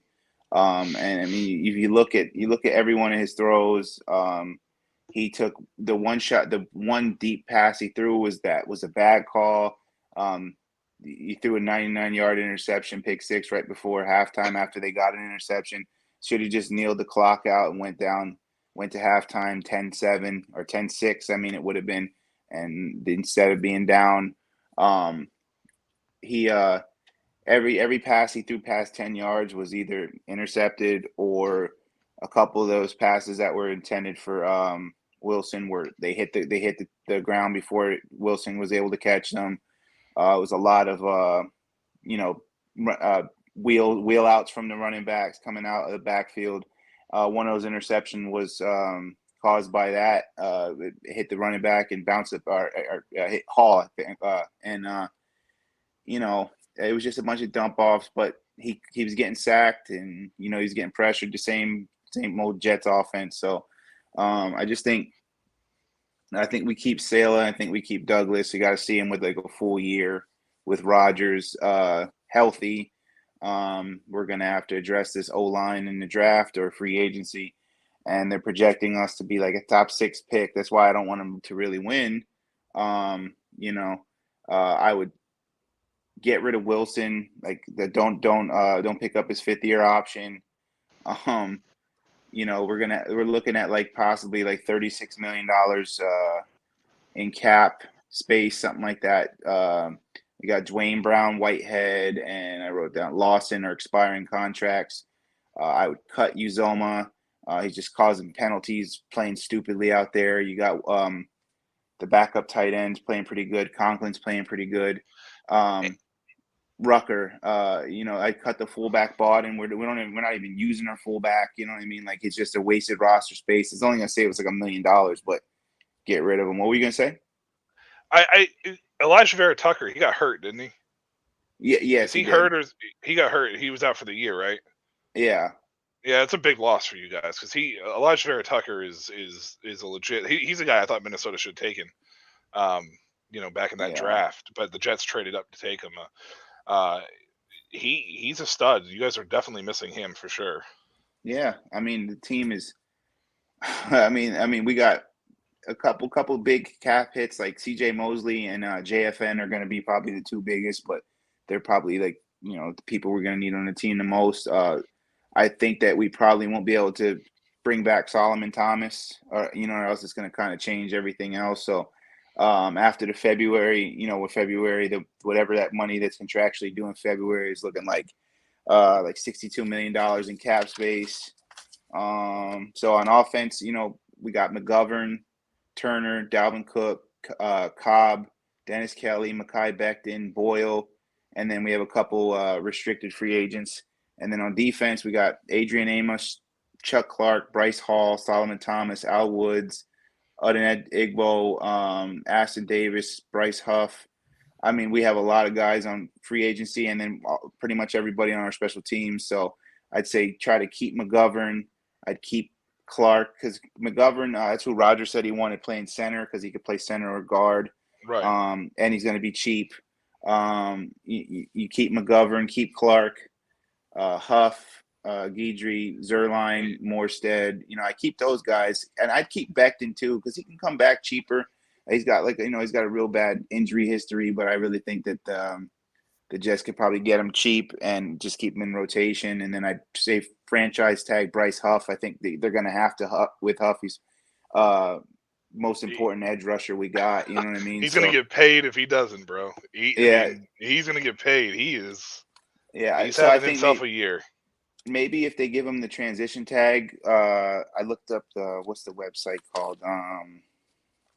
Sport Track. His market value is like $14.3 million if on a transition tag, and then if we give him that, basically we'll be able to see what another team is gonna want to offer him, and then we get first dibs. But he'd get like a $17.4 million franchise tag. So then I'd say we franchise him and then decline Wilson's option, and then I would pick up Vera Tucker's $16.3 million option, and then let's see. Well, you're gonna have to pay him as a tackle because of how he was drafted. Even though he's a guard, the way he was drafted as an offensive lineman, he's gonna have to get paid as a tackle. So that it's a little bit more money, but really what we're gonna need to do is go after offensive linemen. And go after some receivers. So you got the marquee free agents that are coming in this year would be Mike Evans and T. Higgins. Mike Evans is going to cost the most money out of all of them. Mike Evans is going to be like $27 million a year. And Higgins is going to be like $16 million a year. And then obviously they talked about trading for Devontae Adams, who already has a contract. But with Adams, basically the Raiders would get, I'd say like the Jets would give him like a second second round pick, like conditional pick, where like what they have with Rodgers, where like if Jets make the playoffs or make the Super Bowl, it turns into a first round pick. Other than that, it's a second round pick. I think Adams at an age where he's not really worth a first round anymore. It's crazy to say, he's still great talent, but what these guys are getting back for receivers over 30 is not first round draft picks. You know what I mean? Look at Antonio Brown was at like a similar age when he was traded for like a fourth round pick from Pittsburgh. So, and then I would say let's go after like Jonah Williams from the Bengals in free agency. And it's crazy. I talked about it. The Jets have offered the most money to offensive linemen free agents the past 2 years. To the best offensive linemen, they offered the most money, and nobody has signed with them because they all went to teams with better quarterback situations. So backup quarterbacks, maybe bring in Brissett. I know Minshew and Mayfield will both be free agents as well, but I think both of them are kind of looking at that starter role, especially Baker starting right now, Minshew starting with Richardson hurt. So Brissett would be a cheap, reliable quarterback. I like Brissett. I always have. I don't think he really hasn't got it a fair shot, especially how he performed with the Colts. So, and then like I said, if we can keep under like pick 6 in the draft, I think we get Fashanu from Penn State maybe, and if not, we go with Fuega from Oregon or Latham from Alabama with our first overall pick, and then maybe our third pick because we don't have a second pick. Try to get like another guard like Frazier or the kid from Michigan, Zinder, and then maybe go for a running back, something like that, and then maybe defense because we don't have a 5th round pick either. So 6th and 7th, maybe do defense then. But I really think we need to focus on offensive line.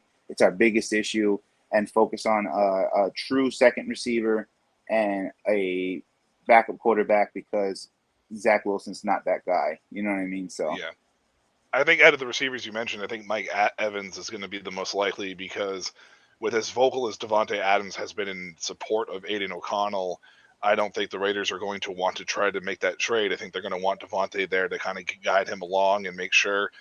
Jacoby Myers is still in his 20s and playing fairly well as a second wide receiver, so we got him for another 2 years in that same offense. So I think they're going to want to try to mesh that all together if they can just find the right coach for it. You mentioned T. Higgins, Alex. You're the Bengals fan, so I was going to ask about a Bengals report. I don't know if you need to necessarily do a Bengals report, but there's no way, man, that you guys are not going to pay T. Higgins. I cannot imagine a world where you guys aren't going to pay T. Higgins. They got to pay Chase too, though. Pay. I feel you, but paying for what? Well, I mean, in a sense of where the Cincinnati Bengals are as a team and what he has provided to that team, this was really the first year that it's been kind of a down year for him, and he's been hurt too on top of that. But Higgins is a guy who has, and I'm crazy, maybe I'm crazy in this, but I think he has true wide receiver 1 potential in the league. Absolutely not. And you're a Bengals fan, so you may not think so, and that's fine. I understand. I think he has a potential here, but I mean, with Chase though, that's a potent 1-2 punch in a world in the land where you kind of need offense to win those games in the AFC North. And if you let Higgins walk, who are you going to run with? Because Tyler Boyd. You try to bring a rookie in, you're not guaranteeing that is going to be the same success rate. I mean, look at Quentin Johnson with the Chargers. It's not what they thought it was going to be. I mean, you could go back and take a look at a slew of number 1 wide receivers that were drafted in the first round. Jalen Reagor, N'Keal Harry, Laquan Treadwell. I mean, all these guys were Carlos Rogers, Treylon Burks in Tennessee right now. Yeah. I mean, you know what I mean? Like it's not a guaranteed spot at this point in time, and you have an opportunity and chance to solidify that for at least another couple of years because your Super Bowl window is not shut in Cincinnati like it might be closing in Buffalo. You really think that they may not pay him? I mean, I don't think we do. I mean, okay. When you talk about T. Higgins, if we talk about T. Higgins in itself, when you say wide receiver 1 capability, what has T. Higgins been without Jamar Chase? Without Jamar Chase? Give me a second. Let me just pull it up real quick because I know that he had a few good years there prior He's only to, or at he's least the only been year, in there 3 years. or at least the year before Chase came in No, he came was. after Chase. So he's 24 years old. Let's see. He's 24 years old.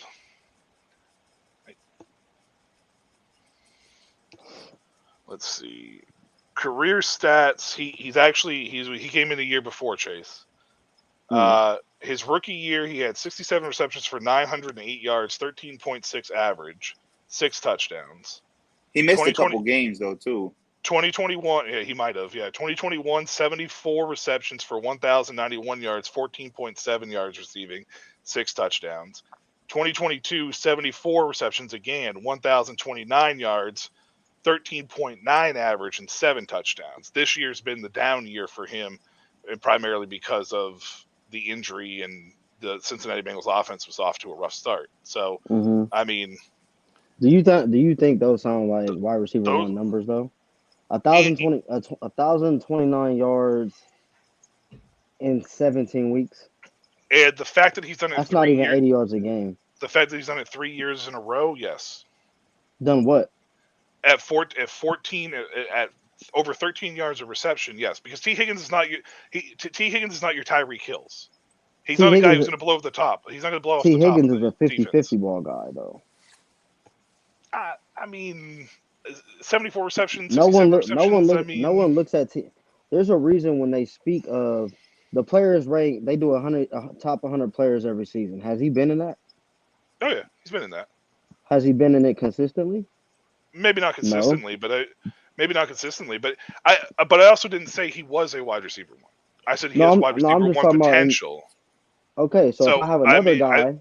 If I have another guy on my same receiving core, we had a year with all 3 guys had 1,000 yards, right? Yep. Jamar had the most. If I can get similar production from Tyler Boyd, why would I pay him X amount of dollars if we have our true, not just number one on the team, but we have an actual wide receiver one? Yeah, with Jamar Chase. We're one of the rare teams with that. You know what I'm saying? I really think it was maybe Boyd's a slot receiver versus Higgins is more of like a possession receiver, a taller possession receiver. Yeah, but I also question the age too. I mean, you're talking a 28-year-old receiver versus a 24-year-old. I mean, T. Higgins is still only 24. I mean, that's still. I mean, it's in the longevity world of a position at like wide receiver, where the fall off doesn't really hit until about 30, 31. I mean. Tyler Boyd's already starting to fall off. I mean, granted, he's behind Higgins and Chase in the pecking order, but he's already starting to kind of slide off. He might be cheaper, but are you gonna get the same production at a 28-year-old wide receiver that's already sliding in the wrong direction? That would be my question from a standpoint of an organizational standpoint. I'm not saying pay T. Higgins like a receiver. It's hit or miss though, honestly, because like rookies are getting older. You got guys coming in the league at 24, 25 years old. Rookies are getting older.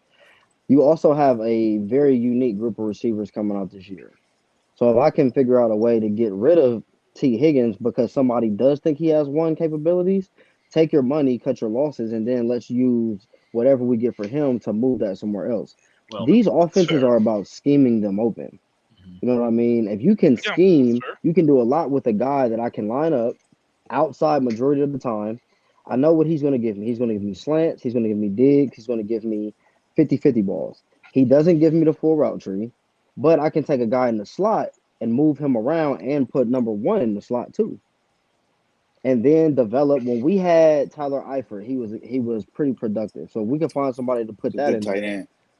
You don't really need like you said, like we were saying about the Eagles, Devontae Smith, Brandon Ayuk, those type of guys.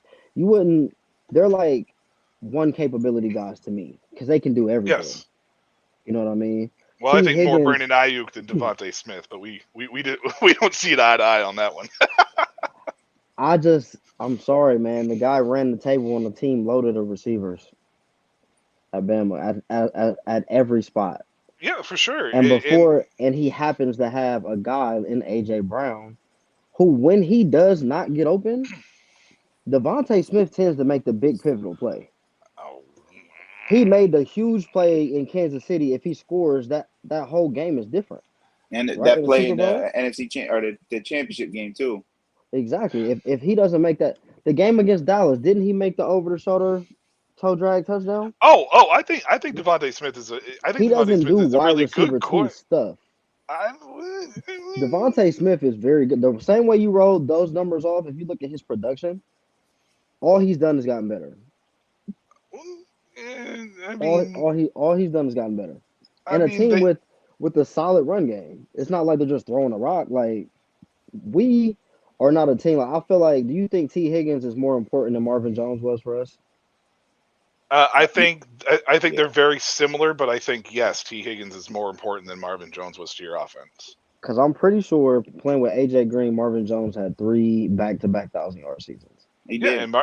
and Marvin Jones, without a doubt, was a really really good player for your squad for sure. Exactly. Absolutely. So I'm like a player of the caliber. Like that's kind of it comes with the territory with us. If you see, we have the Chad, then we have the TJ, we have the AJ, then we have the Muhammad Sanu MJ. slash Marvin Jones. You know what I Yep. mean? So it's kind of like, yeah, T. Higgins is just so intriguing, but if you look at the time span, I've never seen him take over any games for us.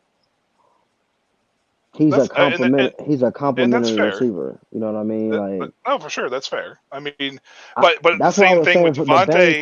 for the buck. Like if Devontae isn't playing for the Eagles, they're going to be in trouble. I mean, I don't know though. I mean, they had him as a wide receiver one, and it didn't work to the point where they had to trade a first round pick for AJ Brown. I Is mean, that they went is out that and how literally is got a that? guy. But is that how it happened though?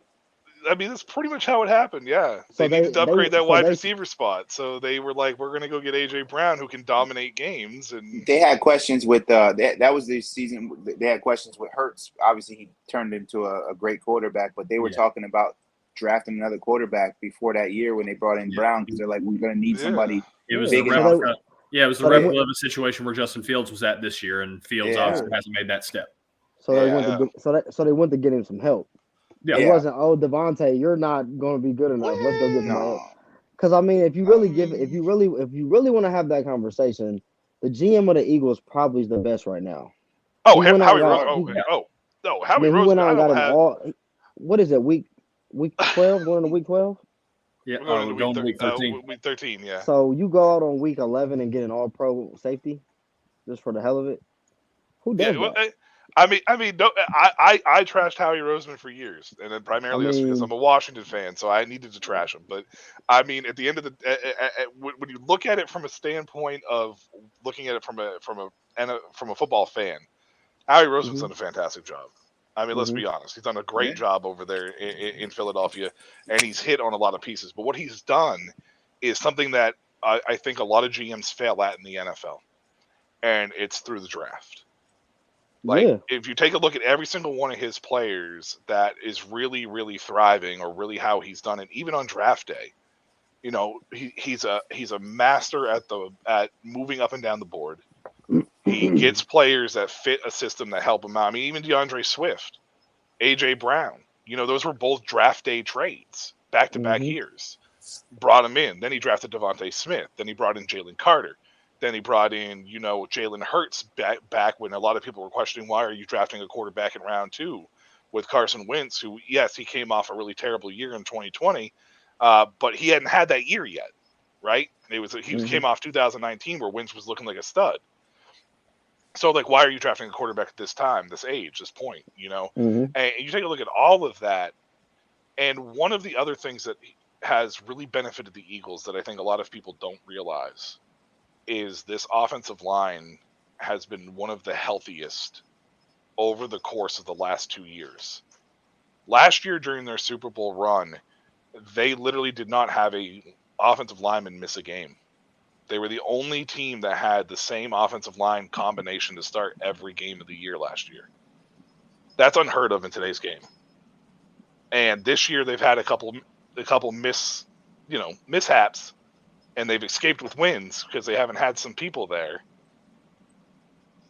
That offensive line is really, really one of the best in football, and they stay healthy. it's a huge thing for them. But got a little off topic there as far as the wide receiver conversation. But I mean, just in general, I got a question for you, just Mike. well, as a Washington fan, I got to give Philadelphia their credit. I got one question for you. Devontae Smith been in the league for 2 years, and I just looked at this. Yep. Who you think got better numbers between him and Brandon Ayuk in the last 2 years? Oh, he definitely does, because last year his numbers were fantastic when A.J. Brown came in. Devontae Smith's numbers were friggin' sensational last year with A.J. Brown being with the team. And the year before that, his numbers was better than Ayuk's too. Yes, the year before that, his numbers were better than Ayuk too, but at the same time, where was San Francisco's offense? Jimmy Garoppolo was throwing the ball. Their number one option was George. Was kind of on the fringe in 2021. Their number one option was George Kittle, because Jimmy Garoppolo can't throw it to anybody else. I mean, but Debo was running the ball with Debo back then. But Debo was an all-pro though that year. What's the numbers look like this year? Did you look up the numbers this year? Man, Ayuk is killing it. Ayuk is killing this year though. Oh, I'm just curious as to what it is this year, and again, I'm not taking anything away from Devontae, because Devontae provides something that a lot of receivers don't necessarily have. His size worries the shit out of me. I'm surprised this dude stayed healthy. I'm not even gonna lie to you. He has 881 this year. Ayuk or Devontae? Ayuk 881. You know, I think both Ayuk and Devontae Smith have both, like, throughout their careers kind of like just disappeared in games, and you're like, what happened? And it's usually in losses, and then when they have these big games with those guys actually step up, it's when the games when they really pull through and win. But they show why you need them for sure. Earlier this year, there was a span of game. I think it was a few games. Devontae Smith just he didn't really have too good of a game. Not saying it's on him, it's not like he was dropping passes or anything, but like he just wasn't really involved in the game. And, the Eagles struggled in some of those games. And same thing with I that's been the story of his career. He's never really been consistent. He's always kind of just like fell off. This is basically the first year where he's like, Debo is taking a back seat to him. You know what I mean? Like it's Ayuk's show there. I think it's that same situation too, where they figure out how to get Debo as a non-factor. You know what I mean? In the passing game, so they try to figure out other ways to get him, because he did. Was it last year, or what's the year where he ran over the entire Rams, like run after the catch? Remember he threw I feel like that was 2 years ago. He threw Jalen Ramsey down there like that. He was unstoppable. He was like 120 yards a game. It was something crazy. But since then, it's like sometimes I think guys get schemed out of the offense, and I think that's what happens a lot of times with the Eagles. Like, dude, it isn't just Devontae. Sometimes even with AJ, it's like, is it quarterback play, or is it because we see Justin? We talked about it with Lamar. It's like they'll have a 3-by-1 set or something, and he doesn't look at the right at all. Yeah, he goes here and then he escapes and throws it away. It's like, are you sure that's the progression of the offense that you're going through? Game script too. I mean, you guys play. You know damn well that game script is a big. Game script matters more than you even think it does. And the script changes on a consistent basis depending on what's going on, score, yardage, where you're at on the field. Like, it changes, and a lot of that times you start scheming and making adjustments on the fly, and it doesn't always work out as well in that sense. As long as we can all agree that Amon-Ra St. Brown is a stud, and that's all that matters. Okay. Let me say my piece about the Bengals and this T. Higgins situation, because I think I agree with AC. I think they're going to let T. Higgins go, let somebody else pay him. And then with the draft capital, it's the same situation we've talked about whenever they drafted Jamar Chase. Oh, they need a lineman. Oh, they need a receiver. Which one are they going to go with? Okay, well, if you're sitting at like pick 10 or whatever, and you've got Rome Odunze or Keon Coleman available, you go take one of those two guys, and now you basically replace T. Higgins for cheaper and extend the window. Troy Franklin. Yeah. I mean, you just mentioned two of my favorite wide receivers in this class. Well, but that's the thing. Rome and Troy Franklin. You like Troy Franklin? No. Well, you like Keon Coleman because he's a Florida State guy. What? AC, I'm totally just fucking with you. The only reason why I said that, the only reason why I said that is because I know you're an Oregon guy. That's the only reason why I said that. But, Hey, that dude but is no, I mean, balling. but I'm you glad let we got him. somebody, but you let somebody go overpay and pay $18 to $20 million for T. Higgins, who again has one potential. But at the end of the day, like, you can replace that role with one of these two guys. You can bring back the other one. I'm forgetting his name right now. Boyd. Boyd. Yeah, Boyd. You can bring back Boyd probably on a cheaper deal to continue to play his role from the slot. And then you use the money that then you save with not bringing back Higgins to then invest in the offensive line and protect Burrow. Yeah. Yeah. Like, I mean, this receiver class is nice. Yeah. I really. I mean, I love both guys from Malik Neighbors is incredible. Yeah. But the other guy, I forget his name, but he's good From too. Ohio State? No, from LSU. we know Harrison LSU. is good. Yeah. They got another guy with 1,000 yards this year, but the other dude from Florida State is he coming out? They're both going to come out. They're both going Is to it come Wilson? out probably. Is that his name? Johnny Wilson, yeah. Yeah. Johnny Wilson will probably end up playing tight end at the NFL level though. Yeah. Yeah. He's 6'7". But I mean, it's some guys though. Like, I mean, now granted, this is PFF, and obviously PFF has some weird rankings, but the top 5 guys, because I've got the free version, so I'm not paying for the PFF stuff. They're ranking it: Marvin Harrison Jr., Malik Neighbors, Rome Odunze, Keon Coleman, Emeka Ekubu or whatever. Egbuka. Yeah, Egbuka. And I love him. And I love him because he's from Ohio State though. Yeah, that's I know. I just love Marvin him. Harrison is different, but they did the same thing with Jackson Smith and Jigba, and only highlights they show is Utah. Yeah, they don't show nothing else. Everybody in their mom bought against Utah. I love Emeka. Everybody. I think Emeka should go back though, personally. Yeah, go back to school. I think he should go back for another year. I mean, there's also Xavier Worthy, who's very much a Troy Franklin-esque type player. Which one is that? Troy, he's the wide receiver from Texas. Xavier Worthy. Yeah, he's very similar to Troy Franklin in what he does on the field. Is the kid from North Carolina coming out? The quarterback? No, the receiver. The receiver. Tez Walker? Yeah. I think that he was probably going to end up going back just because of what happened this year. Yeah, what happened? Where he didn't get a full-fledged.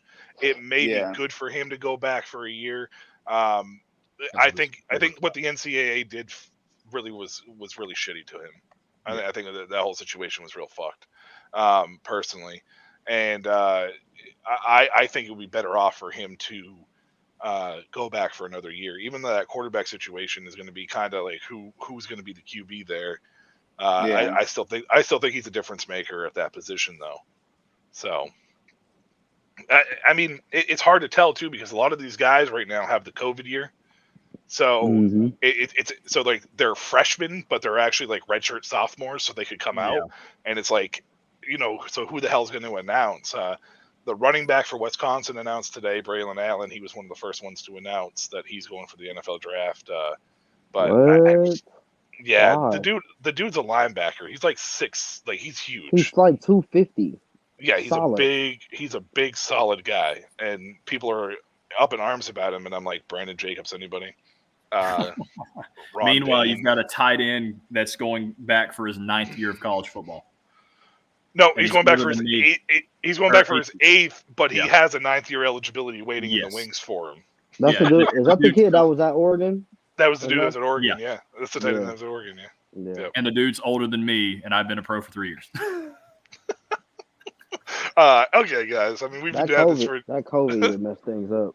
Well, it's COVID year and injuries for that dude. That dude cannot catch a break. Well, actually, he's probably caught several breaks, but he can't catch a break in the sense of how we use the term. He can't catch a break. All right, guys. Anybody got anything else? We're going to wrap this up real quick. Anybody? Yeah, I mean, quick little announcement. I guess today they announced the NFL announced their 2024 semifinalists for the Hall of Fame. Just run through some of the names real quick. Eric Allen. Devin Hester's not in it, don't say anything.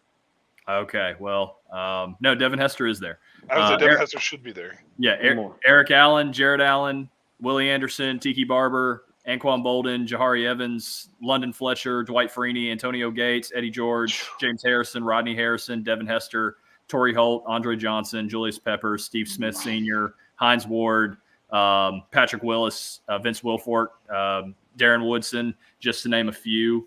Those are some of the guys that just got announced as 2024 finalists. So that's pretty tough. Other than Hines Ward, other than Hines Ward, everybody deserves to be in there. It's, how many are allowed in a year, right?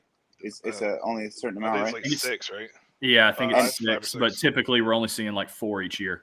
And what happens Ward if is not a Hall of Fame? If Eric Allen doesn't make it in, because I mean he retired in like 96 or 97. I mean, how many more years is? How many years is it? Yeah, 2001. Okay. Yeah, he played for the Raiders. Raiders. Yeah. I'm going to preface this real quick. I love Devin Hester, I do, but that list is going to make it very hard for him to get in. Like he should have got in. He should have got in last year, but that list. Is Mel Gray in? Mel Gray, no, he is not. I mean, because Devin Hester broke every record that Mel Gray had. So I mean, it's like, but I said you gotta have to put him in, you know. And like I agree with AC about Hines Ward. He was a great receiver. He was good in Super Bowl, but same thing when they bring up not Welker, Julian Edelman. He doesn't belong in the Hall of Fame, man. You don't belong in the Hall of Fame with stats that don't count on for regular season stuff. You know what I mean? Like, I got a good one. Let's wrap this up real quick with one thing. I got this. Yeah. Good. We're gonna start with AC though because I want the quarterback to go last on this one. Eli Manning, yes or no? Yes. Oh, Curtis, all right. No. Justin, yes or no? C. I know the criteria. Okay. I know the criteria though because he got 2 of them and he beat the GOAT. But just his career, no. Okay, I'm not even talking about the Super Bowl side of things. Because McNabb's stats are way better. McNabb's stats are way better. Not yards. I think Eli's top 10, isn't he? No. Okay. Now let me ask you this, AC. Troy Rivers? Troy Aikman. Does Troy Aikman belong? Yes, absolutely. Curtis, does Troy Aikman belong? Yes, he does. Justin? Yep. Does he belong? Okay. So Curtis and Justin both said yes. Eli Manning statistically beats Troy Aikman in almost every single statistical category. And it's not even close. Hold up. One category he doesn't though. He's lost more games than he's won, has he not? Who, Eli? Yes. No. I'm pretty sure he's like 50-50. It's very close to 50-50 overall. Yeah. Wins, losses. Very, very close. That plays a Troy Aikman's not even close to that. That plays a major role. And Troy Aikman has also played with more Hall of Famers on those teams than any other quarterback or any other player in NFL history. That's something. He's played with more Hall of Famers. More than Joe people that are in the Hall of Famers. Man, more Hall of Famers. Surprising, Joe Montana. That Cowboys team was stacked, man. Charles Haley. We're not talking about, but the defense has nothing to do with Troy Aikman. Right, but what I'm saying is it has something to do with the win-loss record that you brought up, though. That's a fact. But the defense, because it's like what Mina Kimes says: wins are not a quarterback stat. Right. Like Joe Montana and Steve Young, they play with some really great offenses. Oh, for sure. That Cowboys team had 4 Hall of Famers on offense. They had 4 offensive on the offensive line alone. Mm-hmm. They had 4 Hall of Famers on that offensive line alone. But you think Eli should get in? I don't think he should. I think Eli should get in based upon Troy Aikman's numbers. If you're going to put Troy Aikman in, you have to put Eli Manning in. It's the only thing that it's the only way it makes logical sense. It's the only thing that makes any logical sense. It's the same thing with the Terrell Davis. As soon as you put Terrell Davis in there, he's 37th all time on the all-time rushing list. As soon as you put him in, should be in there at all. No, and I get that, But as soon as you put him in there, you have to start now seeing people comparing to what Terrell Davis has done. Todd Gurley is the thing. People say Todd Gurley deserves to be in if Terrell Davis. Because Terrell Davis. Terrell Davis's peak was John Elway didn't win those Super Bowls. Terrell Davis won those Super Bowls. Sure. But absolutely. I mean that Gurley was so dominant in the NFL at that point of his career, and he was unstoppable except for arthritis because of that knee surgery from college. But his numbers are actually very similar to Terrell Davis. If you look them up, they're like almost identical. So. You're looking at one guy's potential, and it's not fair to look. That's the thing with Bo Jackson. I always get. I'm like, you can't say Bo Jackson's the best ever when he didn't. His career ended shorter due to injury. You know what I mean? Like he had maybe the best potential ever. Yeah, I hate that conversation. Like he didn't play, so it's like It's a difficult you can't speak situation. on what if he would have stayed healthy. Like he didn't though. It's a very difficult situation that the Hall of Fame put themselves in for a corner when you start doing certain things like that. You put Terrell Davis in based upon 2 Super Bowl victories at the end of his career, or the basically what ended up being close to the end of his career. And when you did that without actually taking in his full body of work, you open up a floodgate of a whole situation where it's like a guy like Todd Gurley, who was dominant for as long as he was for a short period of time, but over the course of the running back situation, his years, that's a fairly long period of time for a running back shelf life. It's like, how do you deny him his right to get into that game when you're looking at that situation? And it's like the Eli Manning situation. Like any other given day, you probably would look at Eli's numbers and probably be like, I don't know, probably not. But when you start going in and you start factoring in and you see Troy Aikman involved in it, or I would even go further back to Super Bowl III, Joe Namath, Jets guy. No offense, Curtis, but he's only in the Hall of Fame. I know, but he's only in the Hall of Fame because of Super Bowl III. You know what I mean? Like that's legit the only reason why he's there. Now, granted, that's a little bit different time period, and they kind of needed to make a statement because it was such a statement win. It was a big moment in NFL history that it kind of makes sense that Namath got in. But if you take a look at the overall body of work, and you're looking at it and you're going, well, if Namath gets in, then you pretty much almost could put anybody in at that point in time. So he had like 4,000-yard passing season, and the rest of his career was like pretty, like lackluster. And again, I mean that's all subjective. Obviously, we all have our choices and decisions as far as who we think is Hall of Famer. I mean, there's nothing wrong with AC saying that Eli doesn't belong. It's just if you're going to have a criteria though. Yeah, and you're going to follow that criteria. Yeah, and then you look at the criteria that was then set with Namath. Okay, if you're putting him in based on the historic win of Super Bowl III, then then what does Eli have over him? He's the one of the only quarterbacks to ever beat who's probably going to be the greatest of all time quarterback in the NFL history. So that alone, and he beat him twice. So that alone, he ended an undefeated season. Yeah, you know what I mean. Like so, historical factor there too. That play where he escaped the pocket, the play where he made that throw to David Tyree, the fact that he put the ball in a placement where David Tyree was the only one that can make that catch, like that moment alone changed the trajectory of Eli Manning's career overall. And he had that crazy pass to Manningham in the second Super Bowl. And Mario Manningham on the sideline. And then just throw this in there too, he was still the same one that threw the Odell Beckham catch on Sunday Night Football. Yep. So, I mean, a lot of historic moments. And then even just to throw this out here, too, the whole Tim Boyle argument, I guess you can call it that. He's the royal family of football. Yeah.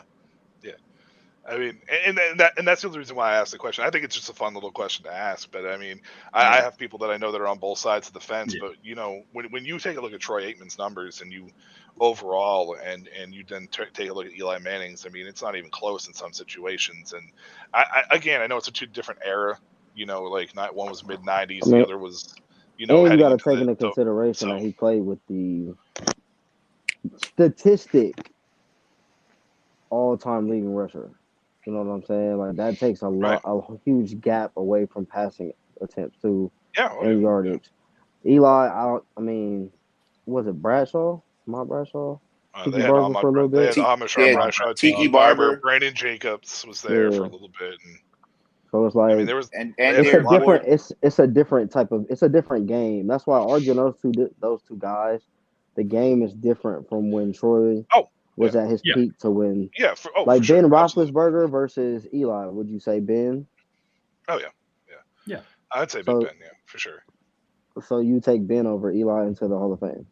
Yes. Yeah, I mean, to me, Eli Manning is still a borderline Hall of Famer. I mean, I don't put him in saying that he deserves to be there. Like if you took Troy Aikman out of the equation, what about Cam? And you put, yes, and yes, he was an NFL MVP.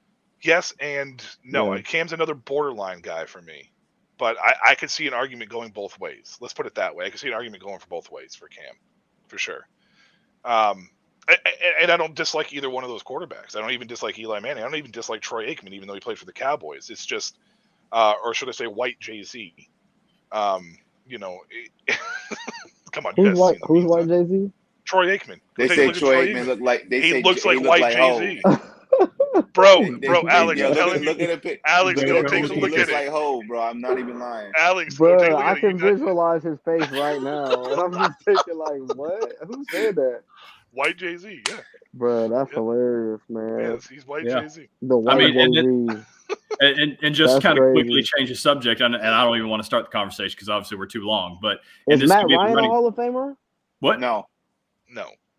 Who? You heard what Matt I Ryan. said. Matt Ryan? No. I think he's not borderline. He's not. I think you can make a case for him, but I say no. I think you can make a case. I don't think he ultimately is, but I think you can make a case. I think you can make a case, but I say no. I like Matt Ryan, man. I just don't think he belongs in the Hall of Fame. He's good. It's just like there's like this. You have this the Hall of roadblock. Good and the Hall of Fame. There's this roadblock of receivers that all ended around 10,000 yards receiving, and that used to be like that you were in the Hall of Fame if you had 10,000 yards receiving, and now it's like, there's like 100 receivers that aren't in the Hall of Fame that have 10,000 yards receiving. And that was Mike Evans. Mike Evans is like right there, isn't he? He has to be. Yeah. Oh yeah, no, he's probably he's past past. it, right? He's got to be Yeah. past. I think Mike. Yeah, I think Mike. It was this year. Mike Evans is going to end up being a Hall of Famer. I think. Well, but that's what I was going to say too. You look at how the game of football has now changed. The criteria of who's a Hall of Famer is now going to change. Okay, so because talking about the running back debate, running backs are so devalued. Running backs aren't used the way that they were in the 80s, the 90s, or even the Derrick Henry usage. So when a guy has Todd Gurley-esque numbers and you've now put Terrell Davis in, okay, Todd Gurley probably is a Hall of Famer. Because now running backs are never going to probably hit those numbers anymore unless you are Derrick Henry or Christian McCaffrey. And Christian McCaffrey gets in for a completely different reason because he can freaking do everything. Or Chris Johnson. Or Chris Johnson. Yeah. And so, but you look at that, and now you're going to look at receivers. There's going to be a whole hell of a lot more receivers that are going to now hit 10,000 yards career receiving, 15,000. So the needle now moves. Yeah. It's a money grab, though. They need so many guys every year. Yeah. Like that list you just named, those are such like, what do they call living room? You know, they're household names. Like those are household names. Like there's, like Hines Ward immediately in the people's mind, they're like yes, but if you really peel back, it's not. You know what I'm saying? It's dirtiest receiver of all time. Yeah, like that's it. Like Hines Ward and Steve Smith aren't even in the same conversation. Man, but Steve Smith deserves it. You put them in the same thing. Like that's. I'm not saying nothing for two reasons. He's a Georgia Bulldog first, and he could be my head coach. I'm not saying anything. You're not saying anything. All right. On that note, we're going to go ahead and end this one tonight. Thank you again here for the goal line stand. Obviously, this went a little bit longer than normal, but Justin, take it home. Yeah. So, hey, I know it was a long show. If you liked what you heard, have any questions for us, definitely go leave those questions in the comment section. One of these days, we might have a Q&A when we don't have much to talk about. So make sure you go leave your questions down so we can fill up a whole 2-hour show for you. But no, if you like the show, you want to see more of it, hit the like button, smash the like button. Build this channel, continue to subscribe, hit that bell notification to try to get those notifications whenever we upload and whenever the channel is hosting shows that you may like more than just this show. But hey, tune back in every Tuesday night at 8:15 Eastern, 7:15 Central Time, or whatever other time you have. Come on in, have fun with us, and we'll keep talking the NFL. So with that being said, peace out from this whole cast for week 12.